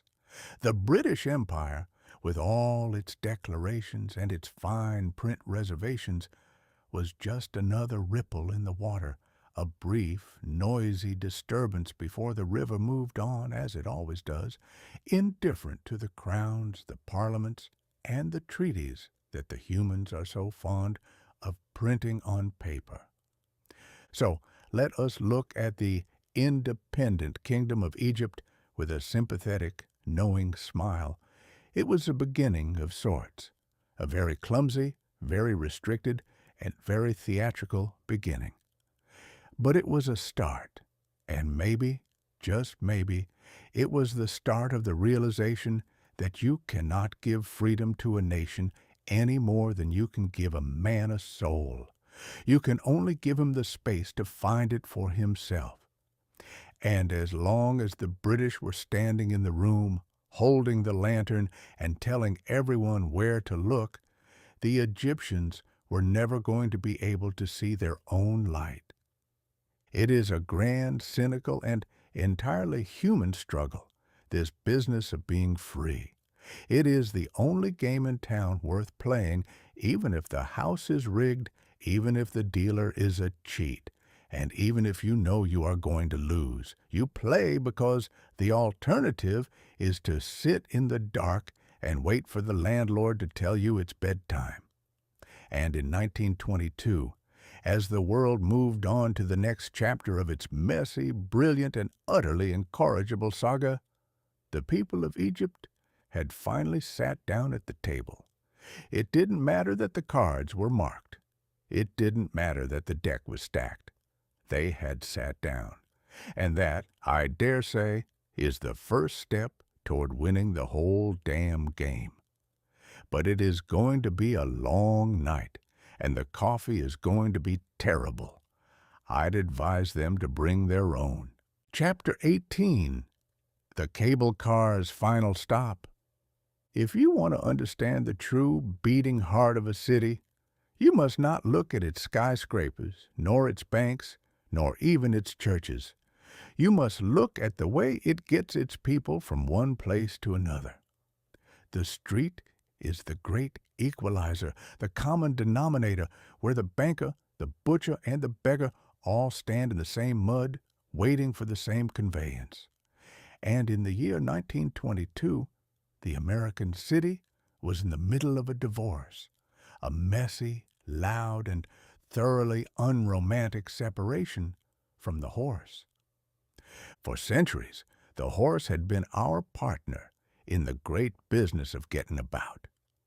He was the engine of the 19th century, a four-legged, hay-burning, occasionally stubborn, and deeply companionable machine.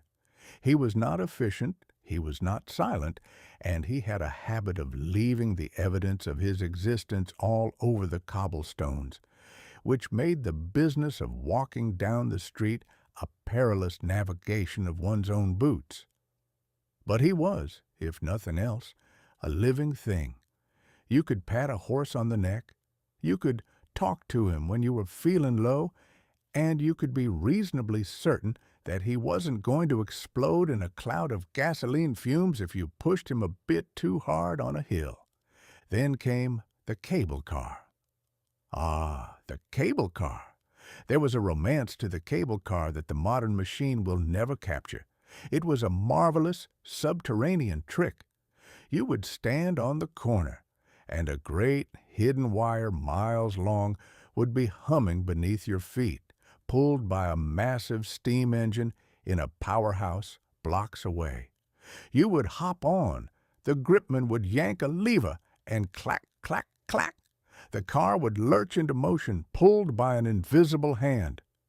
You were moving, And yet you were not moving. You were tethered to the city's heart, a passenger on a giant, city-wide conveyor belt. It felt like magic. It felt like being a part of the clockwork of the metropolis. But the city, in its infinite desire to be modern, decided that the cable car was a relic, a slow, clanking, expensive inconvenience that stood in the way of the future. The future, it seemed, was electric. And so, the streets began to change. They tore up the tracks where the cables hummed and replaced them with the screeching, buzzing, lightning-hungry electric trolley. They cleared out the stables where the horses had lived and replaced them with the garages where the buses, those noisy, smelling, and immensely smug metal boxes, would soon be parked. The streets became significantly faster, it is true. They became much louder. And I suppose if you are the sort of person who finds the scent of burning rubber and oily exhaust to be a sign of progress, they became cleaner from an equestrian standpoint. But there is a price for every improvement.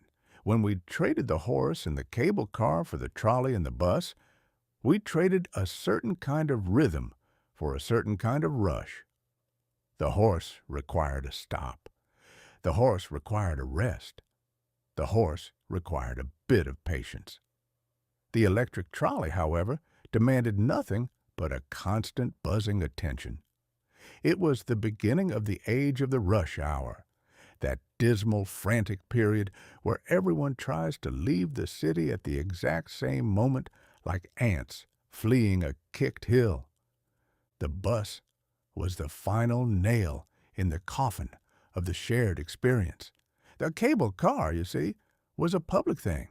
You sat on a wooden bench, shoulder to shoulder, with strangers, and you watched the world go by through an open window. You heard the click of the wheels. You felt the vibration of the cable, and you shared the silence of the commute. The bus, however, was designed for the individual. It was a box that could dodge and weave, that could pull up to the curb, that could isolate you from the street. It was the first step toward the dream of the private automobile, where a man can sit in his own metal shell surrounded by glass, pretending that the world outside has nothing to do with him. I walked down the street the other day, watching the last of the cable cars being towed away to the scrapyard, looking for all the world like a dead dragon being hauled off for the taxidermist. It was a sad sight, truly. The men who had been the gripmen, the kings of the road, who knew every turn, every dip, and every hitch of the cable, stood on the sidewalk with their hats in their hands, looking as though they had just been fired from a mission of great, if entirely unimportant, national significance. They had been the masters of the grip, and now they were being replaced by men who would drive buses, staring through a windshield at a world they no longer had to touch. The transition to the electric trolley was, in its own way, a victory for the efficiency we so dearly love. The trolleys could carry more people, they could go faster, and they didn't require a constant supply of oats. They were the perfect machine for a country that was obsessed with the bottom line. But they lacked the soul of the cable car. The trolley was an intruder. It was a guest that had been invited in and had proceeded to take over the house. It screeched at the corners, it flashed its lights like an angry insect, and it demanded that everyone get out of its way. It was the first sign that the city was no longer a place for people, it was a place for traffic. And what of the buses? Oh, the buses! They were the grand, chaotic, and thoroughly obnoxious heralds of the coming age. They were the vehicles of the disorganized, the messy, and the frantic. They would rattle, they would cough, they would block the road, and they would dump their passengers into the middle of the street, leaving them to fend for themselves against the oncoming tide of carts, wagons, and the very few, very nervous early-model automobiles. They were the very antithesis of the smooth, gliding, tethered joy of the cable car. We are told that this is progress. We are told that we are moving forward, shedding the skins of the past, evolving toward a more efficient, more rapid, and more productive future. But I find myself wondering if we aren't just moving faster toward a place that is, at its core, much less interesting than the place we left. We have traded the horse for the piston, the cable for the wire, and the community for the commute. We have gained speed, certainly, and we have gained the ability to get from one side of the city to the other in a fraction of the time. But we have lost the view. We have lost the connection. We have lost the sense that we are all, in our own small, clattering ways, part of the same machinery, pulled by the same hidden hand. I look at the young men behind the wheels of the new trolleys, their caps pulled low, their eyes fixed on the track ahead, and I see the future. It is a future of efficiency, of regularity, and of boredom. They are the new engineers of our daily lives, and they have been instructed to keep the car moving, to keep the schedule, and to pay no mind to the scenery. They are the guardians of the new order, the men who have ensured that we can all get to our desks on time, even if we are not entirely sure why we are in such a hurry to get there. The cable car's gone, or going, in most of the cities of the world.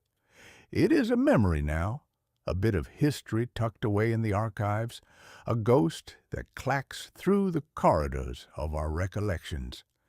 And that is perhaps how it should be.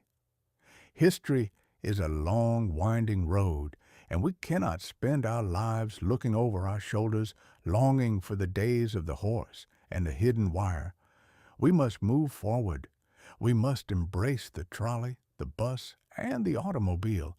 We must accept that the world is getting faster, louder, and more complicated. But just now and then, when the city is quiet, when the last of the buses has rumbled into the night and the electric hum of the trolley has faded into the distance, I find myself standing on the corner, listening. I listen for the clack, clack, clack of the grip, the hum of the cable, and the voice of the gripman telling me to watch my step. I listen for the city as it used to be, a place where you could feel the movement in your very bones, where you were a part of the machine, and where, if you were lucky, you might even have a moment to talk to your neighbor before you reached your stop. It is a whimsical, stuffy, and entirely characteristic effort to impose order on a universe that is, by its very nature, a sprawling, chaotic, and wonderfully messy accident. And if we must listen to the rattle of the trolley, I suppose we could do worse than to remember the days when we had the cable. For in those days we were not just passengers, we were participants. We were part of the fabric of the city, and we were connected by a wire that ran, invisible and humming, through the very earth we walked upon. And if the future is just a faster, louder, and more isolated version of the past, then I dare say we have traded something precious for a very shiny, very noisy, and entirely unremarkable bargain. But such is the price of progress, and I suppose we shall keep on paying it, clatter by clatter, until the end of the line, which I suspect is coming sooner than we think. Chapter 19. The Supreme Court and the Factory Children. It is a peculiar and comforting thing about the law that it can take a situation so obviously wrong, so transparently at odds with the basic God-given instincts of a decent man, and by applying a sufficiently thick layer of legal varnish, make it appear not only acceptable, but constitutionally mandatory. By the year 1922, the United States Supreme Court had perfected this art to such a degree that one could almost hear the ink on their opinions clucking with self-satisfaction. The case at hand was Bailey versus Drexel Furniture Company. It is a name that sounds dry enough to parch the throat, but the business beneath the name was a matter of small hands, long hours, and the crushing machinery of the American textile industry. You see, the Congress, in a rare and fleeting moment of being bothered by the plight of 10-year-olds who spent their days dodging flying shuttles instead of playing with sticks and stones, had decided to put a stop to child labor. They didn't pass a law saying, "Thou shalt not employ children," for that would be too straightforward, too blunt, and far too likely to be struck down by the first judge who had a copy of the Constitution and a bad digestion. Instead, they did what Congress does best. They levied a tax. They decided that any company employing children under the age of 14 would have to pay a hefty tax on their profits. It was a clever device. It was a way of making it so expensive to be a scoundrel that even the most dedicated penny pincher would be forced to find his labor among the ranks of the grown-ups. It was a tax, and the government, as we all know, is very fond of taxes. It is the one thing they are permitted to do, without asking for a note from the Founding Fathers. But the Supreme Court, in its infinite and well-robed wisdom, took one look at this tax and saw right through it. They peered at the fine print, they sniffed at the intent, and they declared that this was not a tax at all. It was, they proclaimed, a penalty. And a penalty, they said, was quite a different kettle of fish. A tax is a revenue-gathering instrument, a noble and necessary thing that allows the government to build bridges and pay its mailmen. A penalty, however, is a punishment for a bad act, and in this case, the bad act was the employment of children. Now, why should that be a problem? Why should the government be barred from punishing the employment of children? Because, said the court, the regulation of labor is a matter for the individual states, and if the federal government were allowed to use its taxing power to discourage the employment of children, it would be invading the province of the states. It would be an infringement upon the sacred doctrine of state rights, a phrase that has been used in this fair land to cover a multitude of sins, from the maintenance of chains to the denial of the ballot, and now, it seemed, to the protection of a factory owner's right to keep a 10-year-old at a loom for 12 hours a day. It is a masterpiece of legal hair-splitting, is it not? Imagine the scene in the chambers, the gentlemen in their black gowns, looking over their spectacles at the specter of a child in a mill. They do not see the grime, they do not hear the clatter of the machinery, and they do not feel the fatigue in the child's small, unformed bones.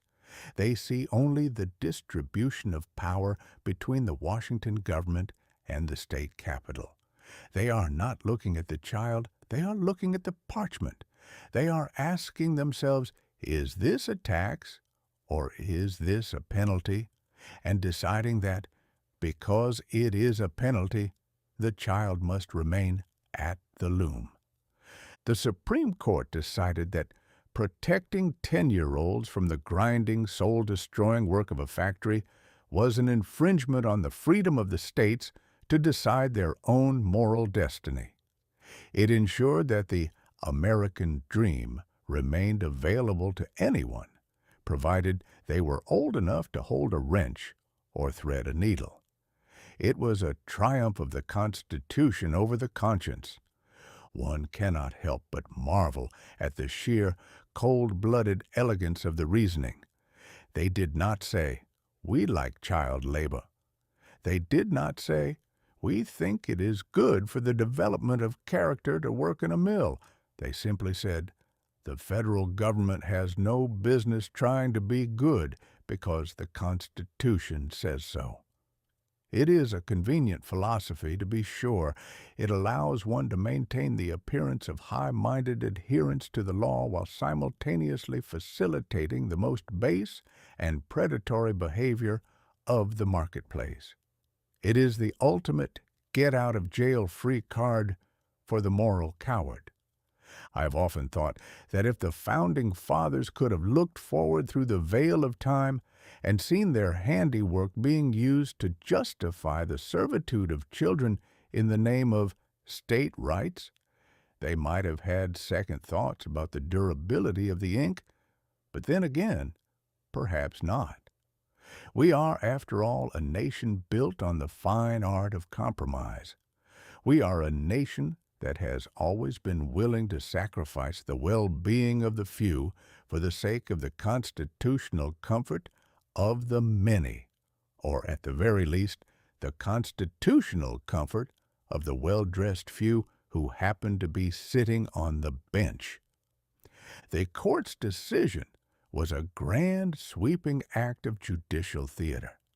It was a reminder that the law is not necessarily the same thing as justice, and that in the grand, bustling marketplace of American ideals, there is always a higher price for a legal precedent than there is for a child's childhood. It was a victory for the furniture company and a defeat for the millions of little souls who were, at that very moment, being ground down into the gears of industry. And the public? The public, for the most part, kept on reading their Reader's Digest, kept on listening to the polite wireless, and kept on believing that the world was moving toward a brighter, more civilized future. They didn't want to think about the child in the factory. They wanted to think about the roaring 20s, the jazz, the flappers, and the stock market that was climbing toward the clouds like a beanstalk in a fairy tale. To think about the child in the factory was to acknowledge that the foundation of all that shimmering, glittering prosperity was not made of gold, but of soot and small aching hands. It is a whimsical, dark, and entirely human comedy. This business of our legal system, we give our judges the power of gods, we dress them in robes, and we hold them in such high esteem that we are shocked, simply shocked, whenever they prove to be as narrow-minded, as stubborn, and as blinkered as the rest of us. We expect them to be the guardians of our highest aspirations, while we continue to live our lives in the deepest of the gutters. And when they hand down a decision that says, yes, it is perfectly constitutional to break a child's back for the sake of the market, we are stunned. We are outraged. And then we forget. We forget because the law is so complicated, and the mills are so far away, and the tax returns are so pressing. We forget because it is easier to believe that the Constitution is a sacred, unchangeable, and perfectly rational document than to admit that it is a piece of paper that can be used to hold a door open while the worst of us go about our business. We prefer the mystery of the law to the clarity of the injustice. So, the children stayed in the factories, the mills kept running. The court moved on to the next case, probably something involving the interstate transport of butter or the taxation of a hat. And the American dream, that grand, sprawling, and perpetually unfulfilled promise, continued to beckon to the young, the hopeful, and the desperate, offering them the freedom to earn their keep in the dark, noisy corners of the nation's industry. It was a freedom that cost them their youth, but then again, That is the price of admission to the modern world, isn't it? One must be prepared to give up a great deal to keep the machine running. As I look back on 1922, I see the children of Bailey versus Drexel Furniture Company not as victims of a court case, but as the quiet, broken stones upon which we built our monuments to progress. We have a great deal to answer for, I suspect, and the law books are not going to be much help when the reckoning finally arrives. The Supreme Court may have satisfied the technical requirements of the Constitution, and they may have preserved the delicate, precious balance of state rights, but they failed the only test that truly matters. They failed to protect the small, the vulnerable, and the voiceless from the greed of the powerful. And in doing so, they demonstrated, with a clarity that no legal opinion could ever obscure, that the true measure of a nation's greatness is not found in its grand buildings, its roaring industry, or its majestic courtrooms, but in the way it treats the least of its members. On that front, I dare say, 1922 was a year that would have made the angels weep had they been inclined to keep up with the daily reports of the Supreme Court. But the angels, I suspect, have their own court to attend to, and it is governed by a different set of rules entirely, rules that, unlike our own, do not have a loophole for the factory owners or a justification for the broken backs of the young. It is a whimsical, tragic, and entirely human state of affairs, and the only thing more shocking than the court's decision is the fact that anyone expected anything different. For we are, after all, the same people who build temples to the men who freed the slaves and then close our eyes to the child at the loom and call it the American way. And if that isn't the grandest, most ridiculous, and most heartbreaking joke of all, then I am not the man I claim to be. Chapter 20, 1923, is polishing its saxophone.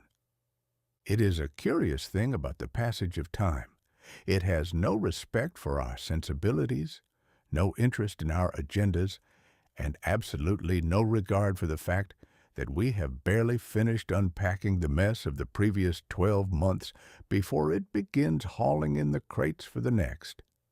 The year 1922 is packing its trunk, and if one were to look closely at the luggage, one would find it stuffed to the gills with the oddest assortment of souvenirs a year has ever dared to collect. There are the shards of a pharaoh's tomb, the rust of an abandoned streetcar, a handful of revolutionary manifestos, a set of broken bones from a coal-field feud, and the bitter, ink-stained pages of a novel that nobody read, but everyone felt obliged to admire. It was a year that began with a shrug and ended with a shimmy, and in between it managed to turn the world upside down just to see what would fall out of its pockets. We have spent our time looking back at this road map, this grand, chaotic, and thoroughly unmanageable trajectory of the 20th century. We have seen the golden boy, Tutankhamun, dragged from his 3,000-year nap to satisfy the curiosity of a public that couldn't distinguish a canopic jar from a pickle pot. We have seen the black shirts marching with the misplaced confidence of a football team that thinks the referee is their own cousin. We have seen the Russian bear put on a red hat and call itself a worker's paradise, while continuing to act with the sort of heavy-handed autocracy that would have made a czar blush with envy. We have seen the Irish turn a victory into a tragedy, the poets turn the world into a wasteland, and the courts turn the protection of children into a constitutional crisis. It has been a wild, rattling, and rather exhausting ride, One might be tempted to think, as the calendar page turns, that we could do with a bit of rest, a year of quiet perhaps, where the most exciting event is the birth of a particularly healthy calf or the successful harvest of a prize-winning pumpkin. But that is not how the world is built, and it is certainly not the way the 20th century operates. The 20th century is not a year for pumpkins. It is a year for brass, for speed, for noise, and for the kind of frantic, desperate joy that only comes when you are reasonably certain that the brakes have failed, and you might as well enjoy the view while you are hurtling toward the precipice. And so, we find that 1923 is waiting in the wings, and if the rumors are to be believed, it is currently busy polishing its saxophone. It is a fitting instrument for the age, is it not? It is brassy, it is loud, it is capable of producing a soulful, mournful melody one moment and a shrill, manic, foot-stomping rhythm the next. It is the sound of the jazz age, the sound of the flapper, the sound of the gin joint, and the sound of a generation that has decided that if the world is going to hell in a handbasket, they are going to make sure they get there with a rhythmic, syncopated flourish. We are entering a time where the tempo is accelerating. Everything is speeding up. The stock market is beginning its climb, a dizzying ascent that looks remarkably like a cat scrambling up a curtain, desperate for a height it has no idea how to descend from. The booze is flowing through the underground pipes like the blood of a new illicit economy, and the cities are pulsing with an energy that is half anticipation and half anxiety. We are a people in a hurry to reach a destination we have not quite defined, driven by the suspicion that if we stop for a moment to catch our breath, we might have to look at the shadows we are casting. But look at the shadows we must, for they are growing longer by the hour. We have the rise of the strong man, the cult of the personality, and the hardening of the ideological lines. We have the technology that shrinks the world, but we haven't yet developed the wisdom to live in it together without tearing each other's houses down. We have the communication of the future, the wireless, the television in its infancy, but we are still using it to shout the same old grievances across the same old fences. We are like children who have been given a set of magnificent, complicated tools, and we are using them to see who can build the most impressive barricade. It is a whimsical, sad, and entirely human comedy. We are so clever at building the stage and so remarkably clumsy at performing the play. We invent the machine, and then we let the machine invent us. We create the system, and then we spend the rest of our lives trying to escape the constraints we built for our own comfort. And through it all, we manage to keep our sense of humor, or at least our sense of irony, which is perhaps the only thing that keeps us from going stark, raving mad. I often think of the year 1922 as the moment the century finally shed its Victorian skin. It was a painful, awkward, and rather unseemly shedding, like a snake that has gotten itself caught on a bramble.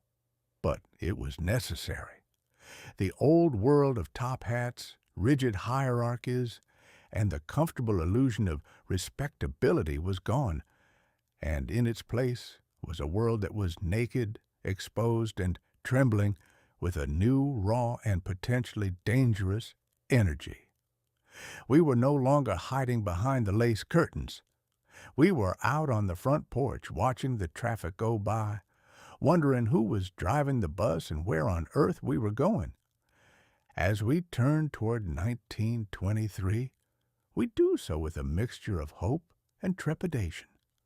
The saxophone is being polished, the reed is being trimmed, and the band leader is counting off the measures. It is going to be a loud year, a fast year, and a year where the music is going to be increasingly difficult to ignore. We will dance, we will drink, we will trade our stocks, and we will follow our leaders, and we will pretend that the floor isn't tilting. We will ignore the fact that the party has to end eventually, and that when the lights come on, we might find that the room is much emptier than we remember. But that is the burden of the living. We are not allowed to worry about the end of the song while the rhythm is still playing. We are caught in the swing of it, the pull of the jazz, the heat of the moment. We are the architects of our own temporary, beautiful, and fragile reality. We might be heading for a fall, and we might be making a mess of the foundation, but by George, we are doing it with style. We are doing it with a brassy, soulful, and entirely defiant tune that echoes through the streets of the cities and the halls of the governments alike. I suspect that when we look back on 1923 years from now, we will see it not as a turning point, but as a runaway train. But for now, we are the passengers, and we have our tickets, and the conductor, whoever he may be, is whistling the tune. So let us put our hats on, let us find a partner for the dance, and let us prepare for the sound of that saxophone. It is going to be a long, discordant, and entirely unforgettable concert. And if the worst should happen, if the music should stop, or if the stage should crumble, or if we find ourselves standing in the middle of a silence we didn't bargain for, well, we can always say we had a hand in the orchestra. We are a stubborn, contrary, and profoundly imaginative species. We take the clay of the world and we mold it into shapes that defy the laws of gravity. Even as we are falling, we are the only creatures on this earth who can find the rhythm in the middle of a disaster and decide that it is worth the dance. And that, I dare say, is the true legacy of 1922 and the promise of 1923. We are going to keep dancing, we are going to keep playing, and we are going to keep building our monuments in the swamp, even as the water rises. So, here is to the roadmap. Here is to the memories of the tombs, the tyrants, and the television sets. Here is to the children in the mills, the poets in the wasteland, and the dreamers in the factories. Here is to the history we have written and the history we are about to break. It has been a pleasure traveling through these chapters with you. It has been a grand, whimsical, and entirely human journey, and the best part is that, as far as I can tell, the story is far from over. There are plenty more chapters to write, plenty more saxophones to polish, and plenty more chaos to manage. 1923 is calling, and it sounds like a brass section warming up for a solo. The world is accelerating, the breaks are a topic for another day, and the view, oh, the view is going to be spectacular. Hold on to your hats, my friends, for we are about to enter the jazz age, and I suspect it is going to be the most expensive, the most exhilarating, and the most utterly ridiculous thing we have ever managed to pull off. It's a brave new world, and it's sounding a bit off-key, but I wouldn't miss the show for all the gold in a pharaoh's tomb. Let the music play.